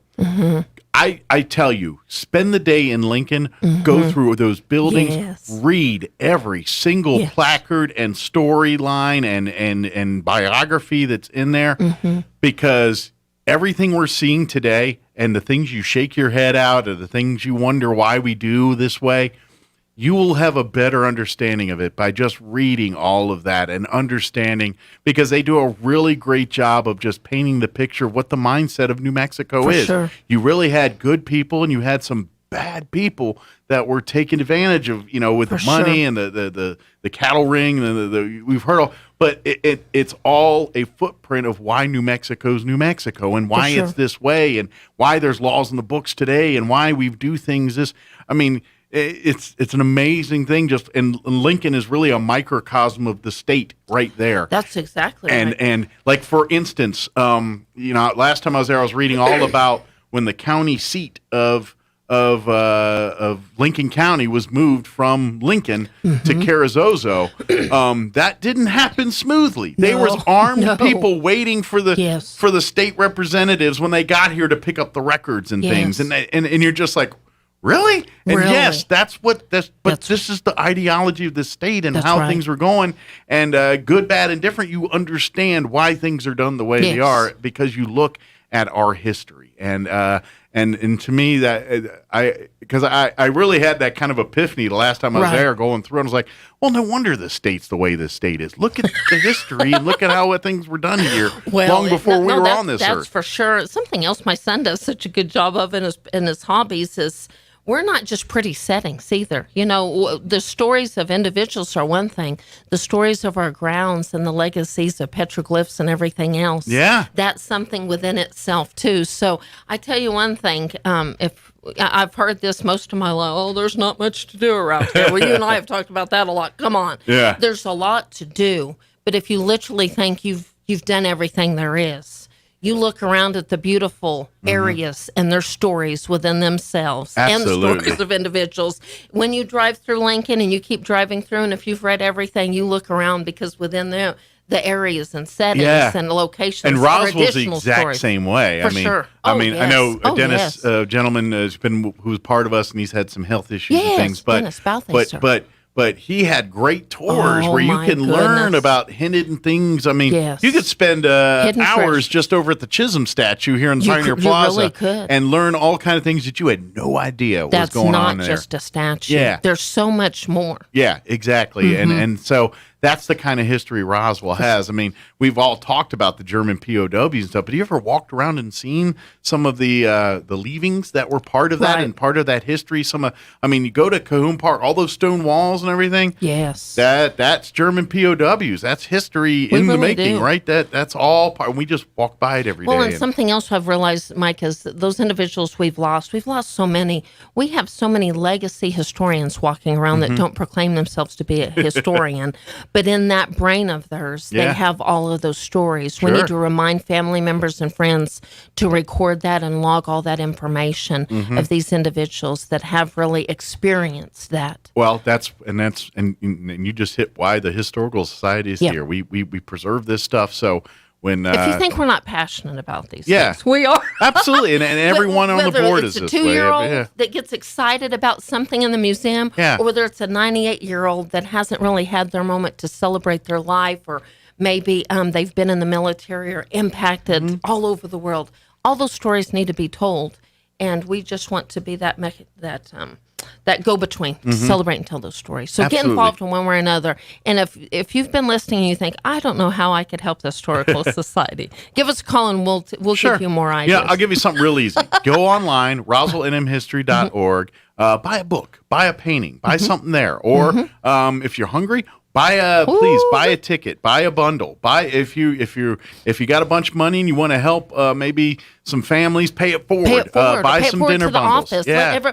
I'd love to see on that Thursday the 30th, tell your office, listen, dinner's on us tonight. Yeah. And everybody, when they leave their office, could drive right to. We did that intentionally. Yeah. Pickup will be on the 30th between 5:30 and 6:30. We can deliver it.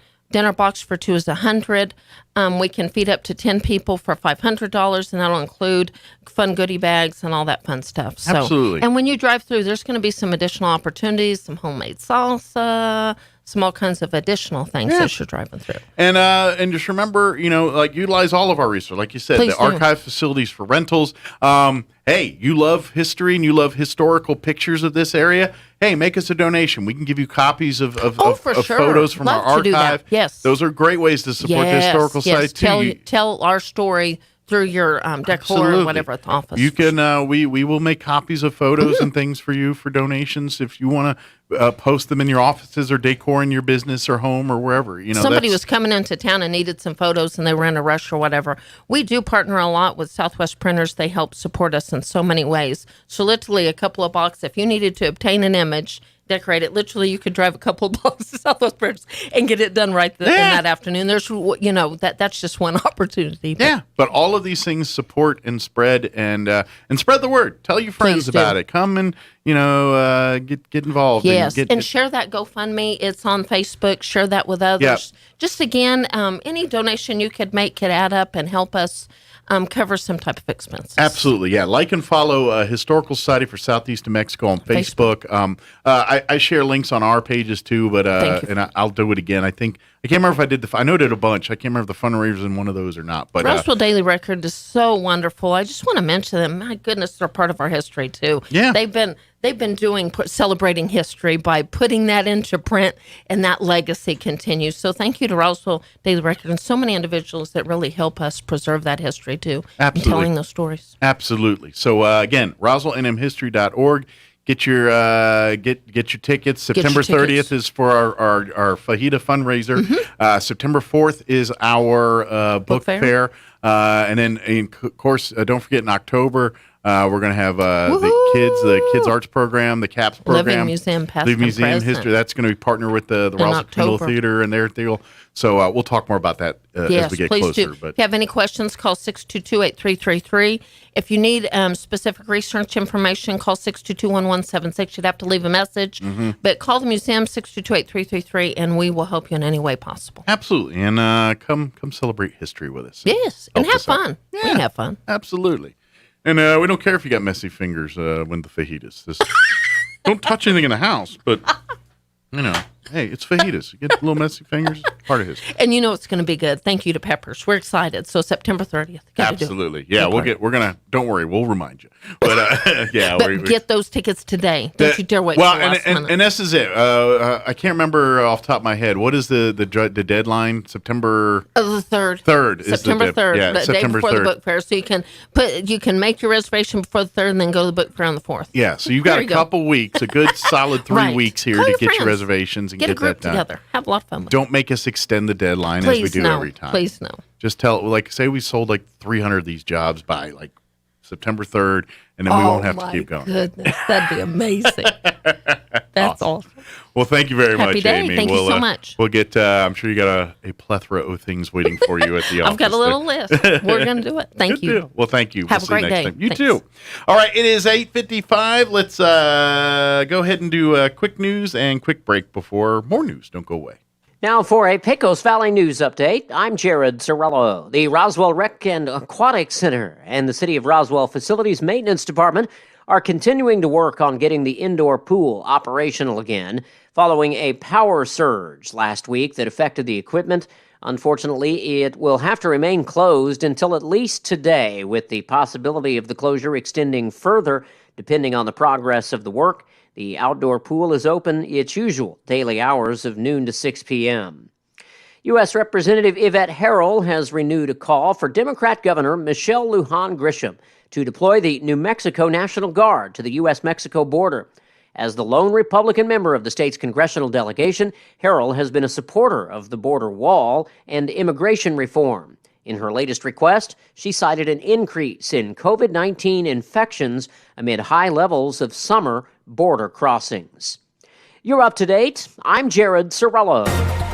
We've got plenty of heat coming our way over the next few days, and then it looks like we may get a few showers Tuesday night and Wednesday with the monsoon kicking in a little bit. Sunshine today, our afternoon highs 100 to 103. Overnight, partly cloudy and low 70s, and then right around 100 tomorrow. Slim chance of an afternoon shower or thunderstorm. For Wednesday, maybe a late day thunderstorm and mid-90s. I'm meteorologist Steve Hamilton, and that's your latest forecast. With the SRN News Business Brief, I'm Bill Alexander. Another big corporation is responding to the surge in virus cases. United Airlines will require employees in the United States to be vaccinated against COVID-19 by late October. Company leaders called it a matter of safety and cited evidence of the effectiveness of the vaccines. Authorities in Maine said Friday that businesses, nonprofit groups, and government organizations should be wary of a scam about expiring trademarks. The Attorney General said the scammers often resemble a government agency and sometimes even include accurate information about the trademark's registration number and expiration date. On Wall Street, the Dow gained 144 points to close at 35,208. The Nasdaq lost 59 to 14,835. The S&P 500 up 7 to 4,436. With the SRN News Business Brief, I'm Bill Alexander in Washington. Bob Reed Pest Control is committed to providing the most modern pest control management solutions for homes and businesses. Bob Reed can handle every aspect of pest control, from general insects to trees, shrubs, yard treatments, and commercial weed control. They're the only authorized Centricon termite elimination system operator in southeastern New Mexico. No job is too big or too small. Call Bob Reed Pest Control today. Southeastern New Mexico's pest management professionals, 623-5344, and find them fast in names and numbers. The massive vehicle blowout is on now at Roswell Nissan with truckloads of vehicles, virtually every make and model to choose from at liquidation prices. Get a 2018 Altima for just $189 a month, a 2016 Versa for just $149 a month, or an 08 Pathfinder for just $99 a month. Get a 12-pack just for stopping by, a Bluetooth speaker with a qualified test drive, and a Target gift card with purchase. And bring your mailer to play Lucky Lotto to win cold, hard cash. Sizzling savings during the massive vehicle blowout on now at Roswell Nissan, 2111 West 2nd. Talk about local color. Your trees are supposed to be green, not yellow. Hello, this is Jim Gill from Roswell Seed Company. While we've been talking about our colorful geraniums, I've been noticing a lot of yellow trees around town, particularly those globe willows. It may come as a shock to you, but those trees are supposed to be green. If you have yellow trees, come see us at Roswell Seed Company. We have a fix that's fast and easy and doesn't cost very much. Remember, it's okay to have yellow flowers, but not yellow trees. Here's a Mornings with Mike Winters fun fact. Sigmund Freud once believed that cocaine could be used to help treat a morphine addiction. Mike used bacon to get over his addiction to beef. Here's Mike Winters. And good morning. It is closing in on 9 o'clock. We're going to pause for Town Hall News. And then don't forget, on the other side, we're going to have Charlie Barella join us talking about the Roswell Veterans Honor Guard.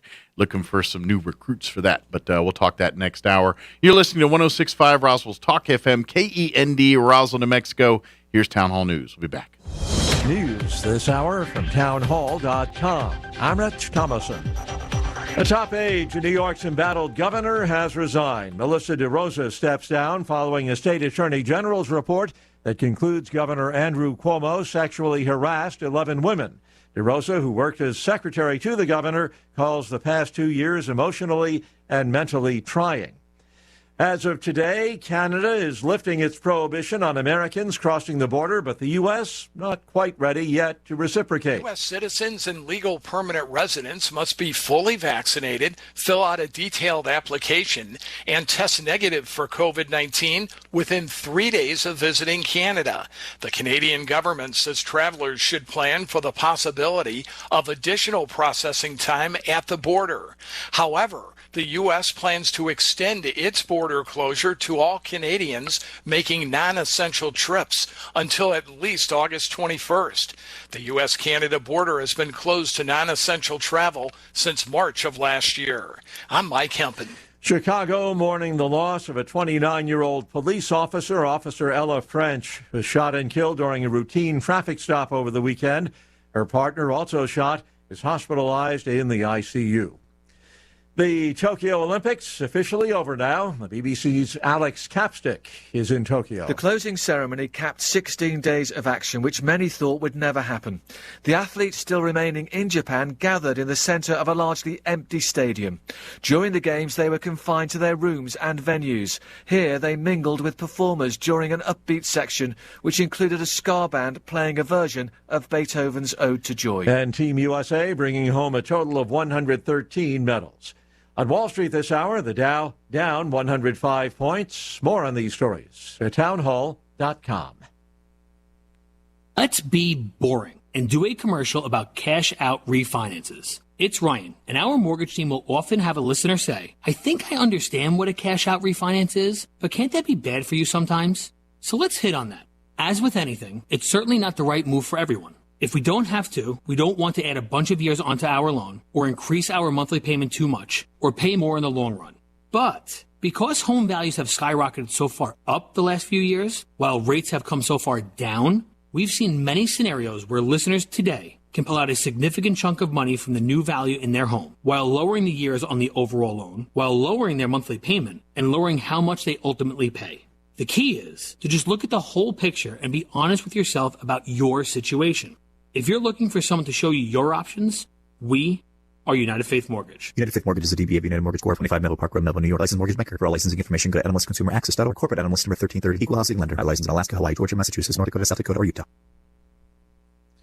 Firefighters and residents battling a massive forest fire on Greece's second-largest island, fighting to save what they can from flames that have decimated vast tracts of pristine forest, destroyed homes, and sent thousands fleeing. At a port in Avia, tourists and locals wait nervously for ferries to the mainland. Wildfires have been blazing out of control for almost a week now. Clouds of thick orange smoke fill the air. Firefighters and 17 planes and helicopters are battling the flames. But the hot weather and the parched landscape are making their work very challenging. In many places, people are trying to put out the fires by themselves, using whatever they can find. The BBC's Bethany Bell. A volcanic eruption on Indonesia's turbulent Mount Merapi, sending renewed flows of lava and ash down its slopes for a second straight day. News and analysis at townhall.com. A former child star who went on to become a popular commercial star has died. Hey, that's my dog. Well, I just found her here.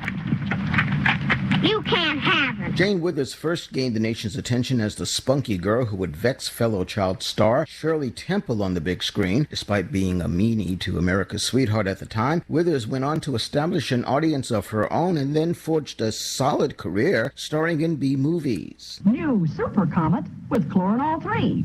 Gets out stains when other leading... But to the boomer generation, Withers was Josephine the plumber, hawking her favorite bathroom cleaner in the 1960s and 70s. Her daughter reports Jane Withers has died. She was 95 years old. I'm Oscar Wells Gabriel. With the exit of American troops, the Taliban pressing its offensive in Afghanistan, it has taken 3 more provincial capitals. More on these stories, townhall.com.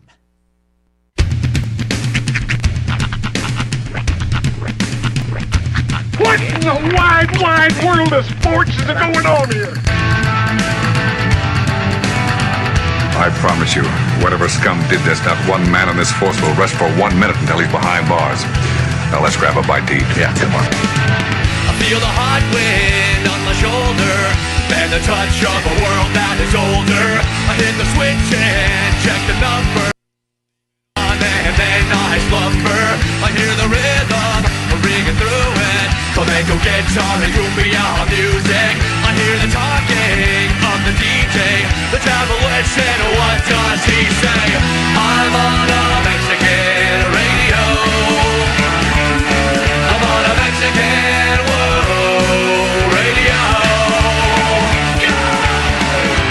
Broadcasting live from high atop the J.P. White Building in downtown Roswell, New Mexico.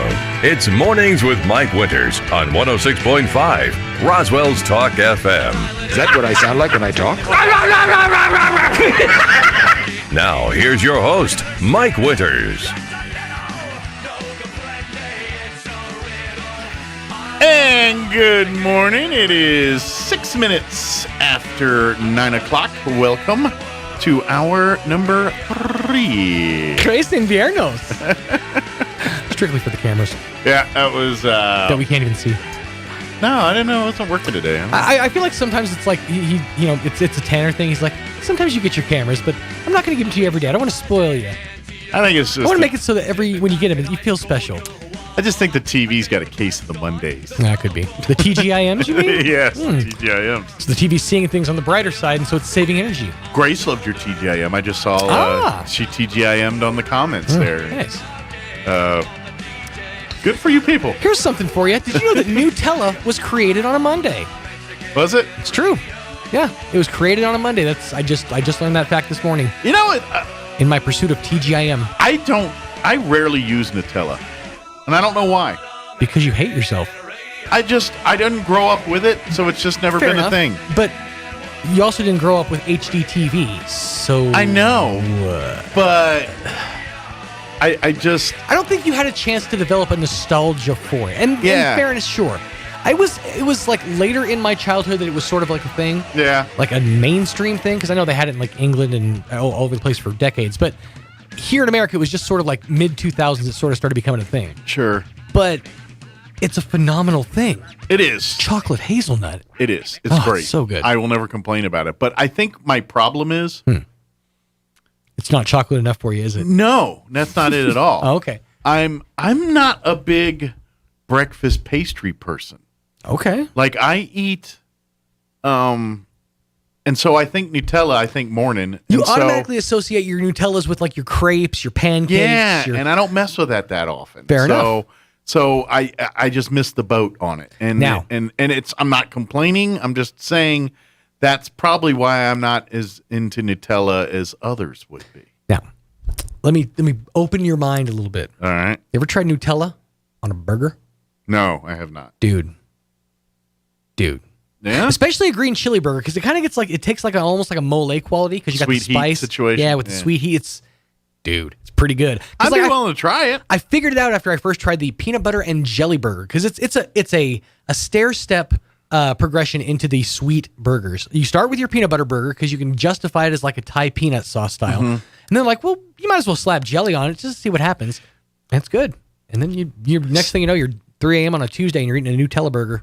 See, and I'm not. I eat the peanut butter and jelly burger as the novelty to say I eat it. You'll never catch me order one. I have as a meal because I've genuinely ordered one. It's not that. And to be honest, I like peanut butter. I don't like pad thai either. I'm not it's something about peanut butter and noodles taste to me is not a good combo. Nuts and noodles not your thing? No. Now I know other people like it. Yeah, it's not mine. Fair enough. It's just not my thing. I'm a fan of the nuts and the noodles, but I'm not. Well, and you know what? It takes all kinds. Yeah. Different strokes for different folks. But I love me some nuts. I'm just not with my noodles. Fair enough. But yeah, I'd give it a shot. Just a smooth smattering of on one side of a bun.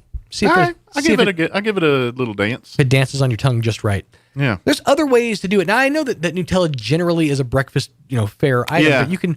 And I'm trying to think of any example that's not breakfast related. Because I mean, desserts, I guess. Toast. It's put on desserts for like dinner, but yeah, but that's already kind of you can do it like a shake or something. I just don't think in those terms. Right.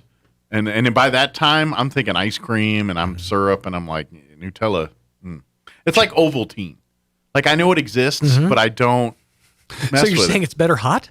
I've never tried Nutella hot. I'm just saying. I just imagine it would burn your mouth. When I go for that profile of sweetness, I choose other things to obtain it. That's all. You know what? I will say this. The consistency and or temperature of peanut butter changes the flavor of it. So I'm curious what hot Nutella would taste like. I probably had it in some form or fashion. Well, it's not as thick as peanut butter, is it? It's not. It's a little creamier. It's a little more like... so I imagine it oils up like peanut butter would when it gets hot. Right. Yeah, it gets that real like... Maybe not as... smooth consistency. As to the... It probably doesn't alter as quickly as peanut butter, but I'm sure it gets that... Like if you put some Nutella, sit it outside in the sun, probably the oils will separate. Now, is it like peanut butter? We can stir it back in and keep going, or is it? I got to imagine that once you've heated Nutella, once it's solidified or cools back down, I got to imagine it's changed the molecular structure of it. Yeah, in some form. I could definitely be into like a Nutella marshmallow situation. Ooh, a Nutella. Yeah. I could, but again, that's got to be a thing. Not for breakfast. Well, yeah, I just don't think about it for breakfast. If you're down in Nutellas at breakfast, you probably should reassess your life choices. I love donuts. I generally don't mess with them for breakfast. I'll be like, no, I'll eat them for lunch. Because to me in my head, it doesn't seem right. I like meat. You know what? I like meat too, but every now and again you can incorporate a pastry. Speaking of meat, and I know it's not Friday, but have you all seen the commercials for McDonald's and what they're doing right now? At McDonald's? Yeah. Free green chili on any breakfast item. Whoa. Right now. Really? I never would have thought of a green chili sausage biscuit. On any breakfast item, there you can get some Hatch green chili thrown on there. Damn. That sounds fantastic. Yeah. Tanner, our Friday. Make a note of that. I would like to put in a request. The OG, please. Green chili egg McMuffin? Egg McMuffin with the Canadian bacon. Right. Slap some green chili on that thing. Dude, Do a couple of those. I'm curious. We need to do like an on-air taste test. But I saw the commercials over the weekend. Green chili on any free green chili on any breakfast. Now, is that a certain item. day or is that just for a limited time? No, for a limited time. Okay. For a limited time. That's free. That's a real baller move. It When is. You pull out your green chili sausage biscuit. Oh man. Ooh, a green chili bacon, egg, and cheese biscuit would be amazing. Yeah. I would just take without the eggs. A green chili bacon biscuit. I want to see someone do some sweeter, like the McGriddle or the hotcakes. I was wondering about, because you got that green chili spread. I'm curious how that would affect it. But I think if you do a McGriddle, it can't be the McChicken, because I feel like green chili and chicken are it's not a good combo with McGriddle. I feel like you're putting too much in there. You think? It's cramming too much into the mouth, the bite. Probably be better with complicated sausage over bacon too. That's what I'm thinking, like sausage or bacon on a McGriddle. Probably sausage would be the best. Sausage and green chili McGriddle. I had a deep thought yesterday. Okay. And you're thinking, why are you thinking these things? Because this is my brain. And I'm sure the green chili commercial probably spawned this. Mm-hmm. But it got me thinking, pairing McDonald's breakfast breads with meats, and which ones are better combos. Mm-hmm. And some people are going to be a little upset with me. But when it comes to McMuffin or McGriddle bread, sausage every time.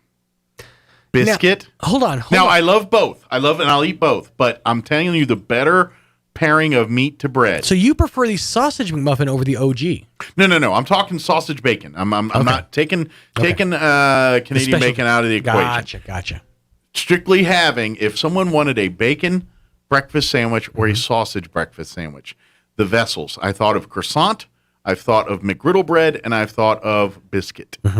And here's my thing. Biscuit is bacon. Bacon, absolutely. Bacon is best with biscuit. I would argue sausage too, because sausage and the biscuit have a good combo. Here's the difference. Combo. Here's the difference. They're both great. I mean, you're fine either way. Sure. But the bread with a biscuit pairing with the more snap crunch of a bacon is a better combo. The crumbly with the crunch. The flakiness and softness of a croissant pairs better with the more stiffness of a sausage. I would argue that the structural integrity of, say, for example, a McMuffin would present better with, like, for example, your sausages and or bacon. I would say, well, no, bacon I feel like is kind of a far shot, but I feel like sausage would be a better combo for your McMuffin just because of the thickness of the bread. It's a toss-up. Your sausage gets in the nooks and crannies. They're both equally, but there's something about the bacon crumble with the crannies that is a 10 with me. And now, don't get me wrong. This is like picking your favorite kids. These are all they're all. It's a real Sophie's choice at breakfast here. But after deep internal debate, I've concluded that for your optimum bread to meat, biscuit, bacon, croissant, McGriddle, or with sausage. You're just making a stack at this point. Biscuit. Yeah. Okay. So biscuit, bacon, croissant, McGriddle, sausage. Yeah. Biscuit. Bottom biscuit. Yeah. Okay. And heart attack. I'll have a triple bypass for lunch. That's just something light. And put green chili on it. Let me give you the rundown for this hour of the show. I haven't had a chance to do that. We're going to get you up to date with the weather here in just a minute. And then on the other side of our break here, Charlie Barilla is going to be joining us with the Roswell Veteran Honor Guard.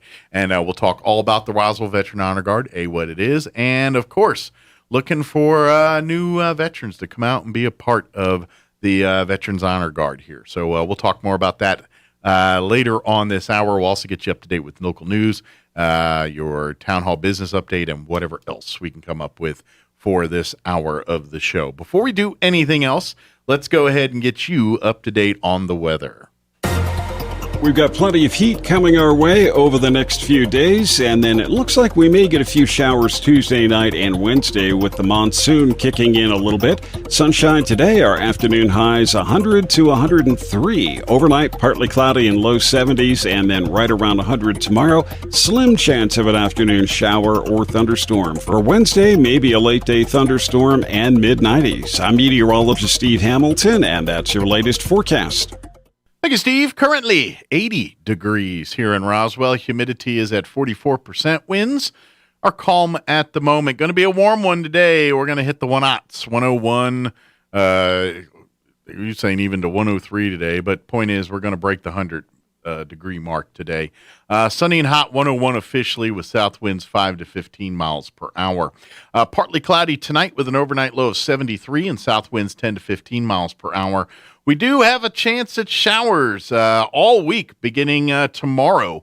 Tomorrow we've got a 20% chance of afternoon showers and thunderstorms. Mostly sunny, 96 for a high tomorrow with south winds 5 to 15. That 20% chance of rain carries over into Tuesday night. Mostly cloudy with an overnight low of 70, south winds 5 to 15 miles per hour. And then rain chances increase as the week progresses. Wednesday, a 30% chance of showers and thunderstorms, mostly sunny and 93. Thursday, we're looking at a 40% chance of showers and thunderstorms, partly cloudy and 91. Friday, a 50% chance of showers and thunderstorms, mostly cloudy and 88. And for the weekend, yeah, I'm saying 80s by the back half of the weekend, too. That's kind of nice. And then Saturday, a 30% chance of showers and thunderstorms, partly cloudy, 89 for a high, and more of the same on Sunday. 30% chance of rain, partly cloudy, high of 89. So there we go. So hot today, and but as the week progresses, gradually cooling down and the rain chances gradually increasing. All right, it is 19 minutes after 9 o'clock. Let's take a 3-minute commercial break, and then we're going to talk Roswell Veteran Honor Guard on the other side. Don't go away. You've slouched on it. You've slept on it. You've sheltered in place on it until it's worn out. Now it's time for new furniture from Glenn's. Like a breath of fresh air, Glenn's will brighten your home with beautiful new furniture you'll be proud of for years to come. And at Glenn's, everything is ready for immediate delivery. So reopen your life and refresh your home with a trip to Glenn's Furniture at the corner of Union and Alameda, where delivery is free since 1953. A good night's sleep is so important. Did you know that proper sleep supports a healthy heart, decreases chances of weight gain, and boosts a positive mood? Hi, this is Dr. Sarah Usher with Carabelli Dental. It doesn't matter your age, sleeping issues can make any of us reach for that all-day cup of coffee. If you know you are not sleeping because of severe snoring or sleep apnea, come visit us. We can make you a small oral appliance that will help you sleep better and live better. Come see the team at Carabelli Dental at the corner of 9th and Main in Roswell, or call 622-4455. Times are changing, and today's funerals aren't always the sad and solemn events you might expect. This is Gabriel Casaus from Lagrone Funeral Chapel. Along with hymns and scriptures, today's funeral services are often filled with fish stories, country songs, and a joke or two, golf clubs and hot rods, favorite recipes, and kitchen disasters. At Lagrone Funeral Chapel, we believe a funeral should reflect your loved one's personality, passion, and sense of humor.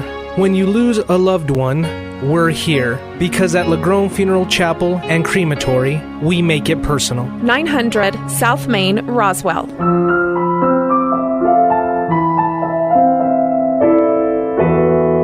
Red Dirt Black Gold 2021 is coming Saturday, August 28th in downtown Artesia, featuring some of the best in Red Dirt country from Tel Runyon, Josh Malloy, Bart Crow, and Reckless Kelly. 92.9 The Brand is giving you the chance to score a VIP experience. We're talking food, backstage access, and the best seat in the house. Just text VIP along with your name to 291-7468. That's VIP along with your name to 291-7468. Enter for your chance to go VIP from Red Dirt Black Gold and the Brand.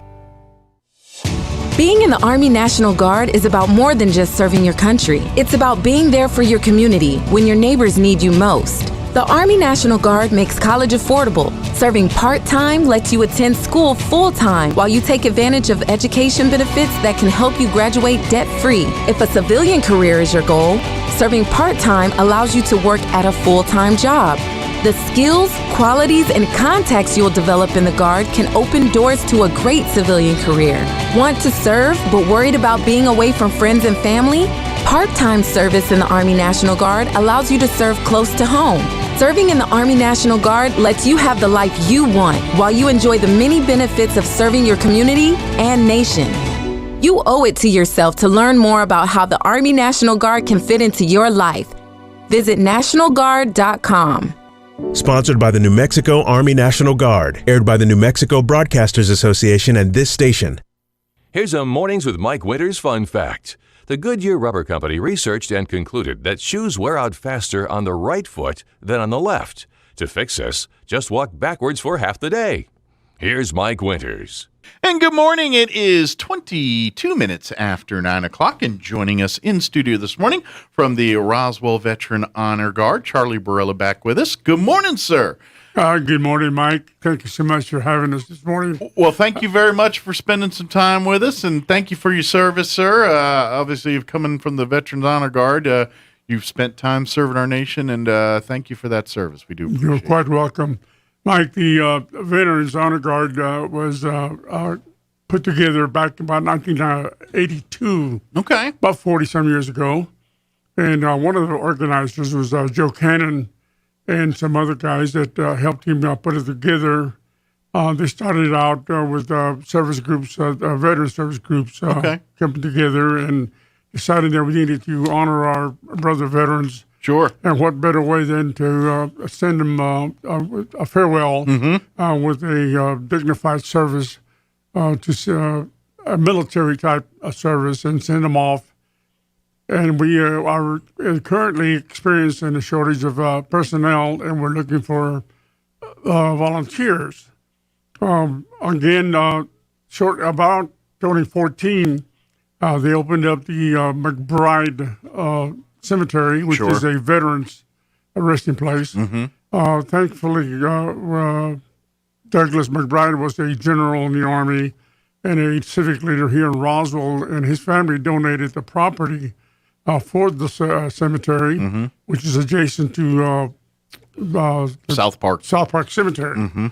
Anyway, some of the guys got together and decided we needed to have our own resting place for our brother veterans.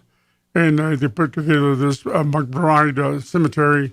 And some of those guys was Ray Willis, Bert Eldridge, Daryl Bethany, Anderson Bethany Funeral Home, John Taylor, and, of course, Mrs. Sue Hanson McBride. Those people were instrumental in landing this cemetery. And we have started using it around 2014. And it is going to be a gorgeous place. Eventually, it's going to grow. And it's already a nice place to be. It's very serene, very peaceful looking place. So this is where our veterans have a choice of there or at South Park. And, of course, there's other cemeteries they sure can use. Anyway, we... When there's veterans pass on, the Veterans Honor Guard is there to to give them the proper... That's our job, is to give them a proper send-off. And try to make the service as dignified and proper and as military as we can. The Veterans Organization, the Honor Guard, represents all the service clubs, veteran service clubs here in Travis County, American Legion, Post 2861. Disabled American Veterans, members of the Order of the Purple Heart, Marine Corps League, and of course all the veterans and POWs and MIAs. We represent all of them. You guys also help out with some of the ceremonies and things, not just funeral ceremonies, but if there's like occasionally like a Gold Star or family retirement or flag retirement, those types of ceremony, anything that's honoring our military and those styles, you guys also participate in. Exactly. We do memorial services for our veterans that have passed in the past. We also do, I mentioned Gold Star mothers. We try to honor our veterans as best as we can, and we can participate in posting colors for those occasions, honoring veterans such as Veterans Day, so forth, Flag Day, those things that require some kind of military attention. Show them proper respect. We try to respect our veterans as well as we can. One thing that we should note is that Travis County has approximately 5,000 veterans here in Travis County. That's a lot of folks. It's a lot of people that live here. And we are asking our veteran friends to consider joining us and helping us do this properly. The only thing that you're required to have to join our organization is you must own a DD-214. Which is, of course, the official That's your discharge. official separation paperwork. And it must say that it was an honorable discharge. Gotcha. We serve under the auspices of the Department of Defense. We're regulated by policy by them. Okay. And so through the DOD back to the state and service office and to us. Okay. All veterans from all services are eligible to become members of the Honor Guard. Okay. Regardless of rank or MOS. Now, the other thing that a lot of people don't understand is that we're open for male or female veterans. Okay. And I'm thinking also, because I'm a part of American Legion, and rank, your military rank is not of relevance in the Honor Guard. Exactly. Just because you're a general in the military, you might just be a normal guy in the Honor Guard. You could have someone that had one stripe or something that's kind of in charge of the situation. What we do, let the guys do in our uniforms is they can display the rank they finished out with. Okay. And that's just to honor their rank and their ranking. Show people if that they want to. Yeah, that they're. It's optional. Be proud of your service too. Absolutely. Yes. And we let them show some brass of their service, for example, armor. But as far as being in charge, there is no hierarchy by your military rank. And we encourage all veterans, male, female, to think about joining us, helping us. Also, one thing that we discovered is that the active National Guard or reservists that are serving currently are eligible for membership. Awesome. Okay. Yeah, and that's really something we discovered lately. And talked to John Taylor. He's told me that they had relaxed the thing a little bit in active National Guard or reservists that are attending drills and actively engaged can serve. Good. If they have the time. I'm glad to hear that because you probably are very well at this. Our guardsmen, depending on what's going on, a lot of times they're the ones that are sent to the combat, depending on the situation. So, you know what? They've earned their right to come and do these things as well. Absolutely. They are active. In my opinion, they're active service. They're ready to go.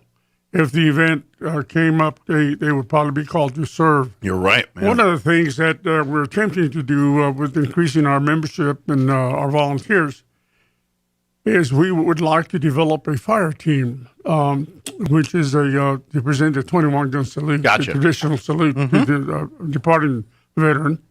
And we're going to need to have about 4 or 5 guys to do that with, or personnel.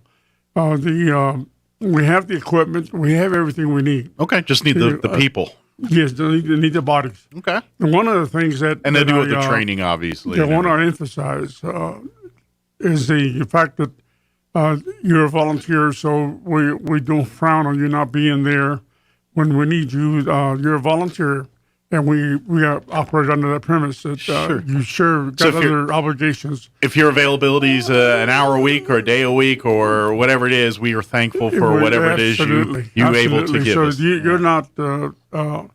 you don't have to be there at every event. Gotcha. Now you can if you want, but you're not obligated. Well, the other thing is that an example. Last year, we only did 44 funerals. So think about it. That's less than one a week. Yeah. So that really gives you a little time in between and rest, and then you can, if you're busy or you have other priorities, fine. You can take care of that. But the ideal would be is you got a pool of veterans. Absolutely. Where at any given time there's a team available to go conduct a ceremony or something like that. Yeah. And we like I said, we don't frown on that. We understand that, and we appreciate the fact that you're there when you can be there. So I'm encouraging our veterans to consider coming and helping us and being part of our plan. The other thing that they need to know is that we furnish the uniforms. Okay. Absolutely. They're not on any money. Okay. The only time they're going to be thinking about a little time. Okay. And, so we're just asking for your service, not even to chip in the money to help cover the cost of the uniform. Exactly. That's awesome. The other thing is that once in a while we're invited for out-of-town funerals. For example, we've been to Artesia for a couple of events over there. Okay. Kind of serving all of Southeast New Mexico from time to time. We've been to up to Cana, Riverside. Tenney. Okay. The guys have been over there, and then they've been to that cemetery now that is a state cemetery in Fort Stanton. Oh yeah, the old Merchant Marine, the yes, military. That is our designated state cemetery. Yeah, So, yeah. If you're a veteran, you can be buried there now. So anyway, we're a little bit versatile, and we like the people to know that we a lot of times we do these things not so often.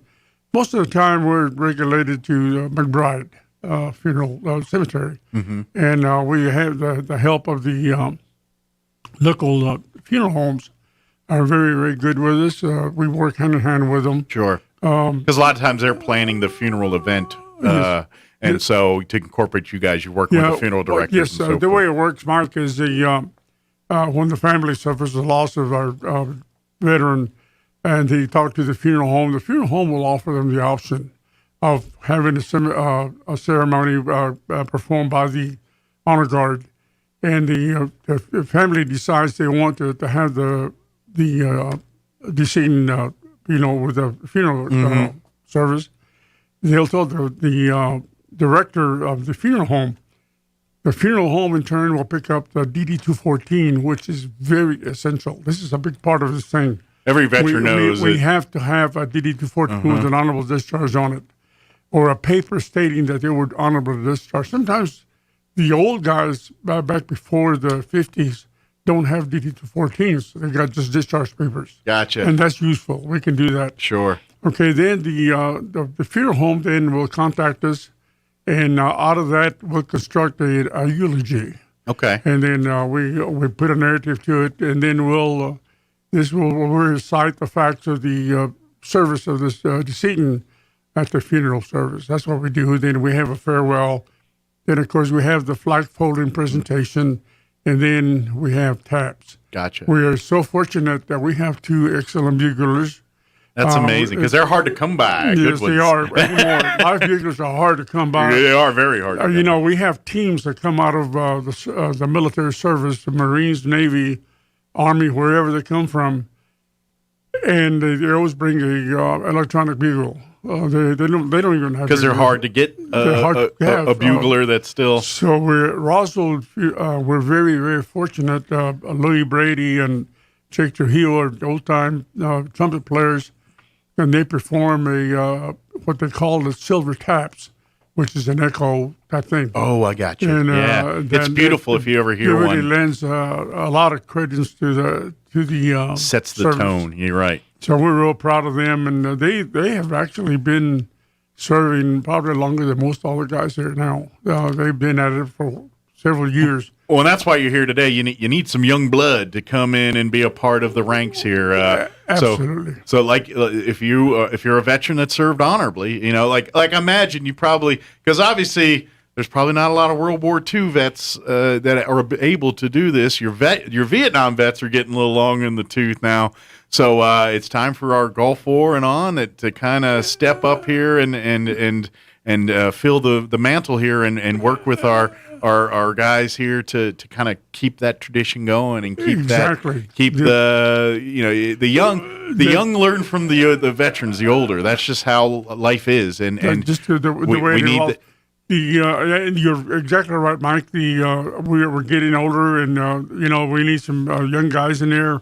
And guys that want to carry the tradition. It's an absolute beautiful tradition, and we need to follow through with it.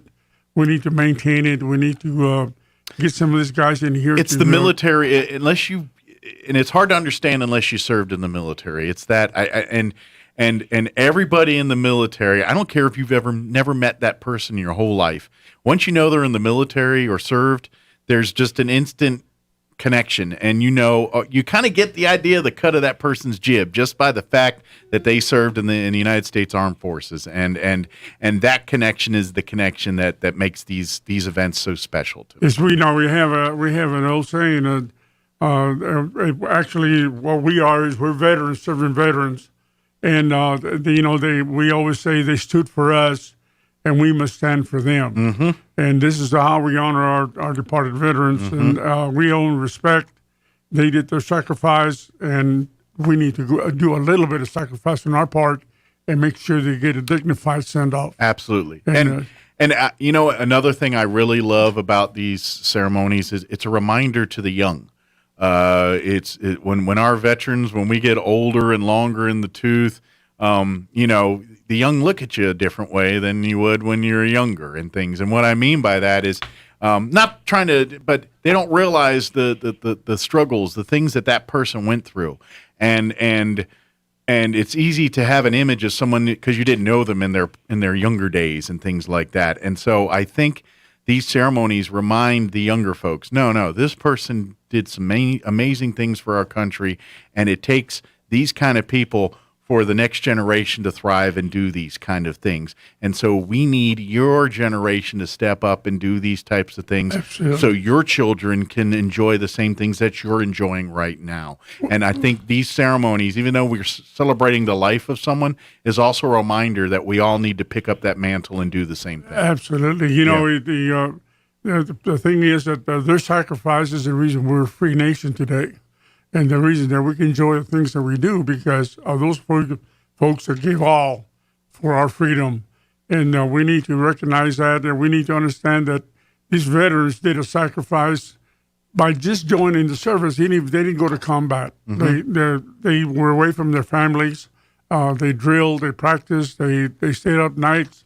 They were doing their job so we didn't have to go to combat. There you go. Yep. And so these guys deserve an honor of some sort. Mm-hmm. And this is the way we honor them, is to give them a dignified service that means something to the families. And actually, the service is for the family, to help them cope with their loss and to let them know that we appreciated their service.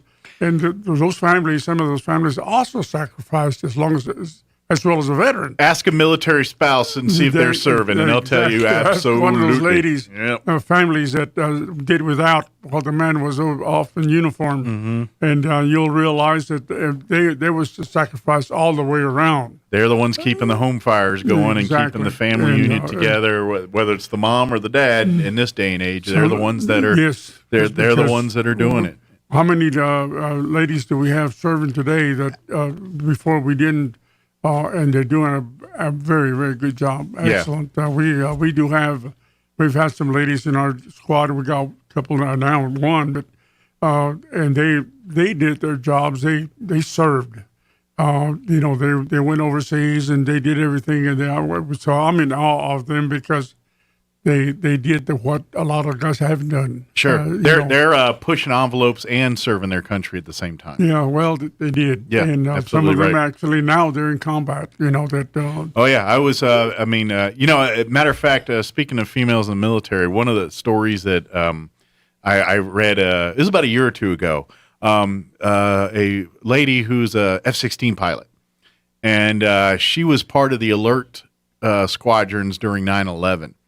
And she was this close to being the one that they may have shot down that plane in Pennsylvania. She was on that group, and they were about ready to shoot it down till they realized that the passengers had taken over the plane again, and they weren't going to. But she was talking about that moment where she was like, I'm about to blow up civilians, and talk about her experience in combat and all of that. And it's an amazing story. She just happened to be a female pilot, but you say that and serving in combat. Those are the real heroes, boy. Let me tell you. Yeah, those exactly. Those guys that came that close to annihilating a whole bunch of people in the name of freedom. Yeah, absolutely. But anyway, we appreciate everybody's service. And again, one of the things I need to leave with our audience, Mike, is they can call me. My name is Charlie Barilla, 626-3157. That's my cell number. You may call me there, and I'll be glad to visit with you about volunteering with us, coming to help us. Also, if you know somebody that can volunteer but is not listening to this program, spread the word. They can. Have them call any funeral home here in Roswell. Okay. Any one of the three, Anderson, Bethany, Ballards, or Lagrones, they have our numbers. Gotcha. And they can call them and get our phone numbers. And they've been told to release them on our number to the public if you need to talk to us about this issues or any issue concerning a funeral. Absolutely. And like you said, if you're a family as a military that has passed away here. Again, you contact the funeral homes; they will get in touch to the Chaves County the Roswell Veterans. And one last word about DD-214s, Mike. Veterans, please let your family know where it is. So many times they cannot find them. They'll call and say, we would like to have a funeral, but we can't find the DD-214. And it takes days to get one, and sometimes months. But just a suggestion, what I do with mine, I've made copies. I've actually went and made about 10, 15 copies of it. And my wife and I, we have, and I'm sure most people have, something along similar, like our port and file cabinet, and we have our files you keep in a safe place, and you keep things like your mortgage and insurance papers and tax documents, and I have a folder in there called military, and there's my DD-214s, and because every once in a while, like you got a VA loan or you do something, you got to pull one out of those for a loan, or for you buy a car or something. Sometimes you get a discount when you pull those out, or you other services that you're entitled to, you got to use that. But yeah, they're very hard to get once you've lost it. Very, very hard to get. So you behoove you to your copy, make a bunch of copies and keep them safe in a central location. That because anytime you need assistance that regards your veteran service, they're going to want a copy of that. And obviously, too, when you pass away and they're handling all of your affairs, there's going to be a lot of people that want not only your death certificate, but your DD-214. Yes, I'll tell you, another thing they might do is that we're very fortunate to have here in Chaves County. We have a wonderful Veteran Service Office.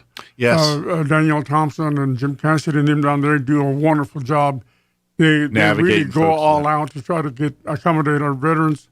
I know that Danielle has gotten some DD-214s for us that we couldn't access, and there's copies. If you've been to the Veterans Hospital, there's a copy up there. Yeah. And you keep that in mind, and you can call them or contact them and try to get a copy from them. If you can't, just absolutely can't find one. There's no place to go ahead. But if you got yours, hold on to it, make copies of it, keep it safe, and maybe keep the original at home and just give everybody copies when they ask for them. Keep it with your important papers, because it's going to come to play someday. It is your golden ticket for many things. Absolutely. So, again, if anybody has any questions or wants to learn more information or come be a part of the Roswell Veterans Honor Guard, you can reach Charlie here at 575-626-3157. Again, that's 575-626-3157. Call us if you don't remember that number. I'll make sure you get it there. Or, like you said, you can reach out to any of our funeral homes. They have this information handy, too, if you're driving around and don't happen to have a place where you can write this down. Go.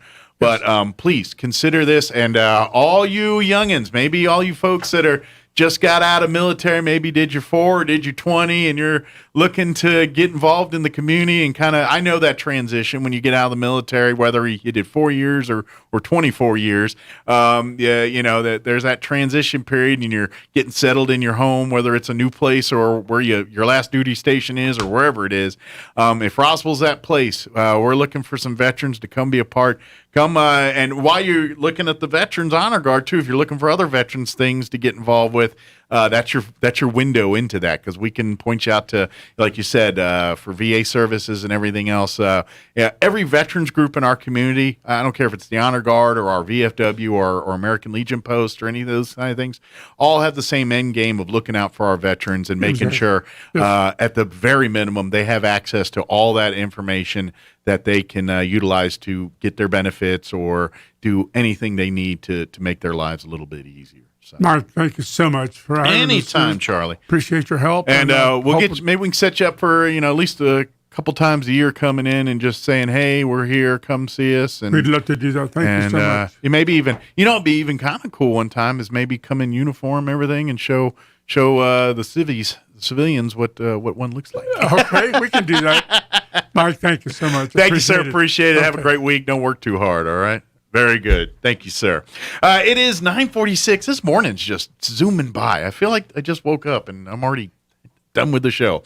Let's go ahead and pause for some local news. Your Sean Hannity update. We'll be back. Now for a Pecos Valley news update, I'm Jared Sorello. The Roswell Rec and Aquatic Center and the City of Roswell Facilities Maintenance Department are continuing to work on getting the indoor pool operational again following a power surge last week that affected the equipment. Unfortunately, it will have to remain closed until at least today, with the possibility of the closure extending further depending on the progress of the work. The outdoor pool is open its usual daily hours of noon to 6 p.m. U.S. Representative Yvette Harrell has renewed a call for Democrat Governor Michelle Lujan Grisham to deploy the New Mexico National Guard to the U.S.-Mexico border. As the lone Republican member of the state's congressional delegation, Harrell has been a supporter of the border wall and immigration reform. In her latest request, she cited an increase in COVID-19 infections amid high levels of summer border crossings. You're up to date. I'm Jared Sorello. Turn up your radio. Here's the Sean Hannity Morning Minute.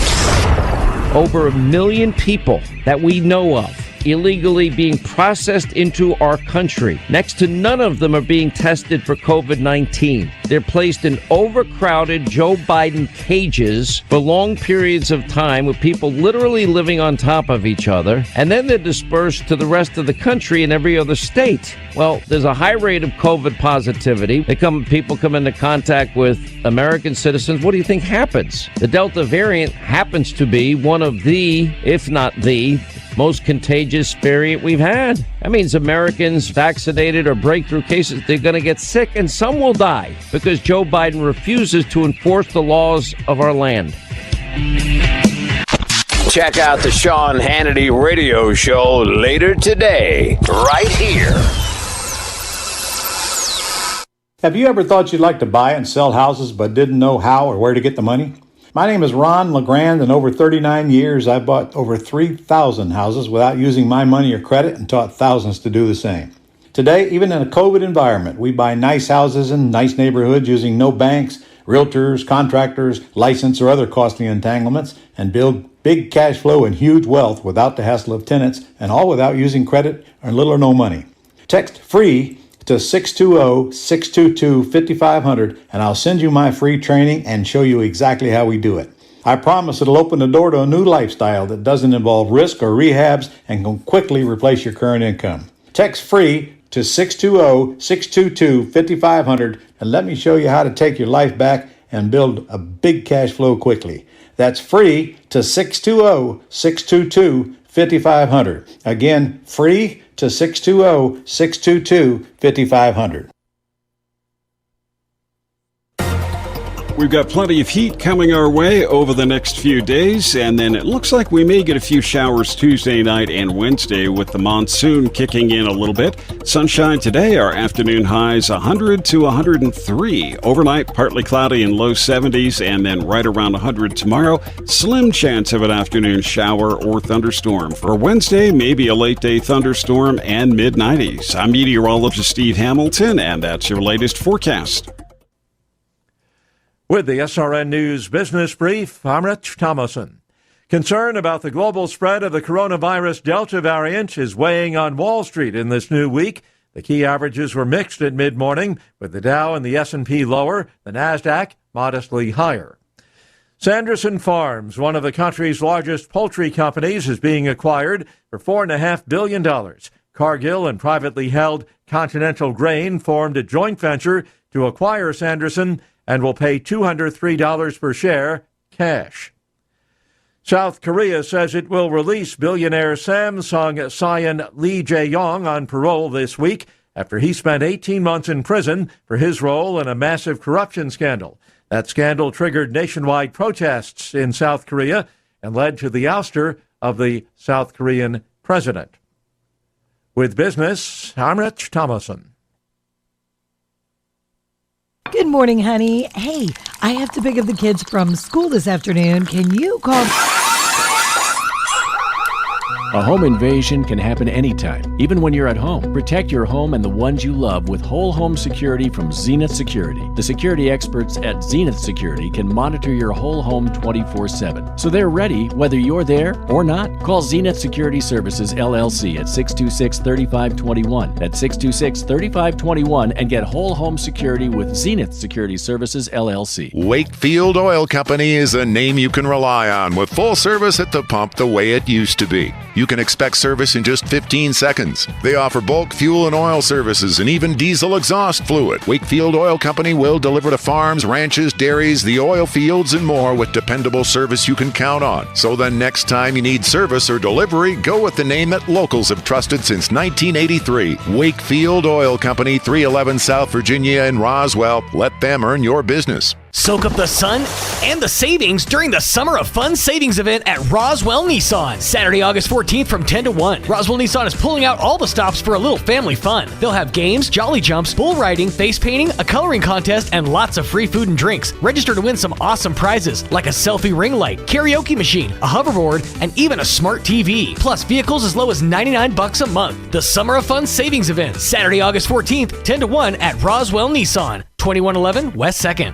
Red Dirt Black Gold 2021 is coming Saturday, August 28th in downtown Artesia, featuring some of the best in Red Dirt country from Tel Runyon, Josh Malloy, Bart Crow, and Reckless Kelly. 92.9 The Brand is giving you the chance to score a VIP experience. We're talking food, backstage access, and the best seat in the house. Just text VIP along with your name to 291-7468. That's VIP along with your name to 291-7468. Enter for your chance to go VIP from Red Dirt Black Gold and The Brand.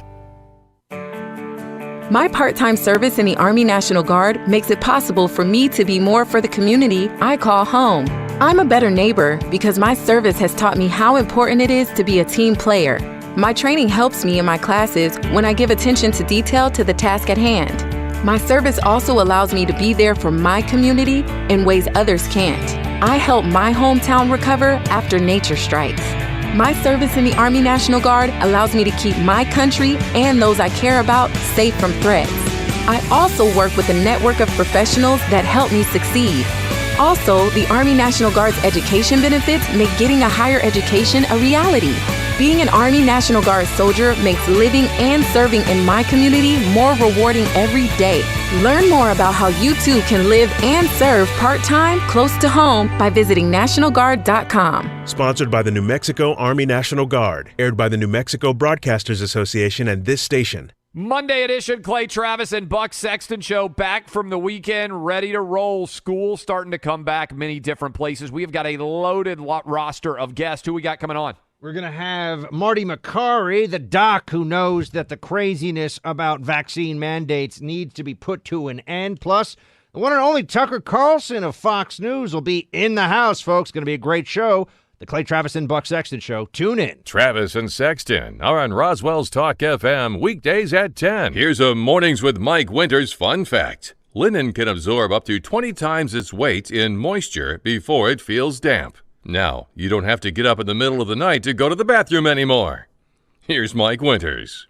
And good morning. It is 9:55. Got a few minutes here before we wrap up today's show. If you missed any part of it, you can go back and check it out at your leisure. Just log on to our website, ksvptv.com. That's our video channel website where you will find all of our video properties, including Mornings with Mike Winters here.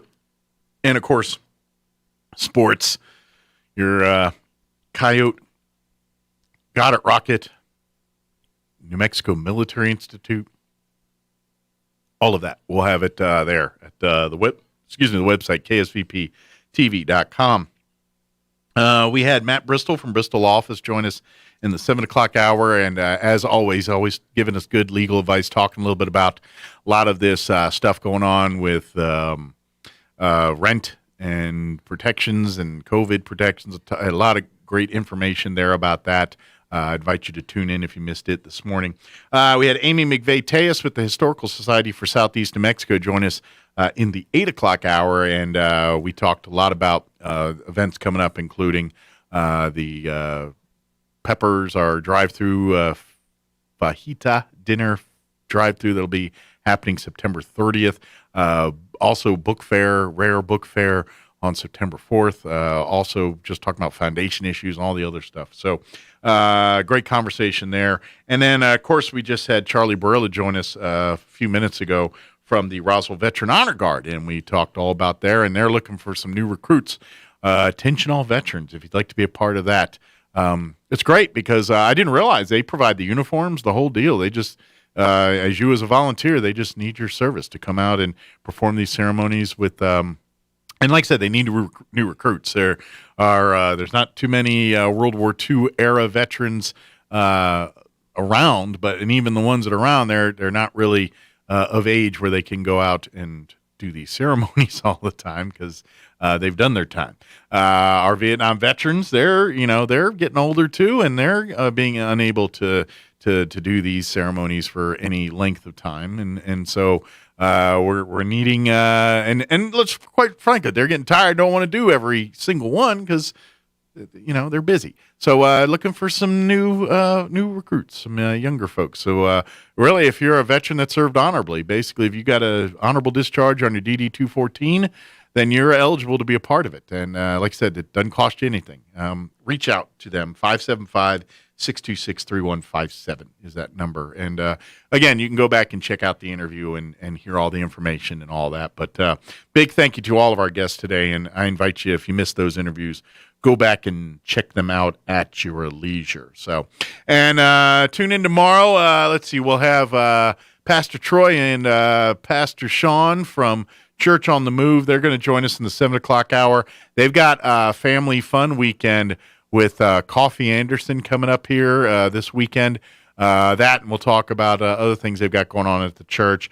We're going to have, of course, Robert Reynolds joins us for his monthly visits. That'll be tomorrow as well.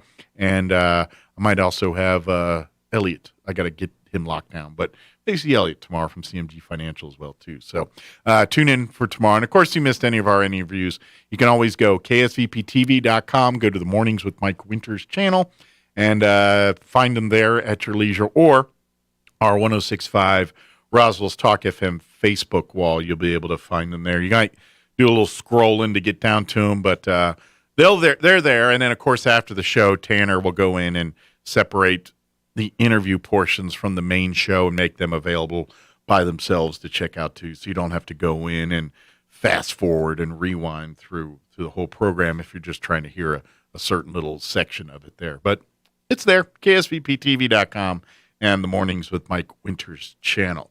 I guess that's going to do it for us. It's almost 10 o'clock. Thank you very much for allowing us to be a part of your day. We truly do appreciate that. Have an awesome day. We have Travis and Sexton all-new show coming up next. We'll be back bright and early, 7 a.m. tomorrow. Have a great day, everybody. Hugh Hewitt is now in Roswell on 106.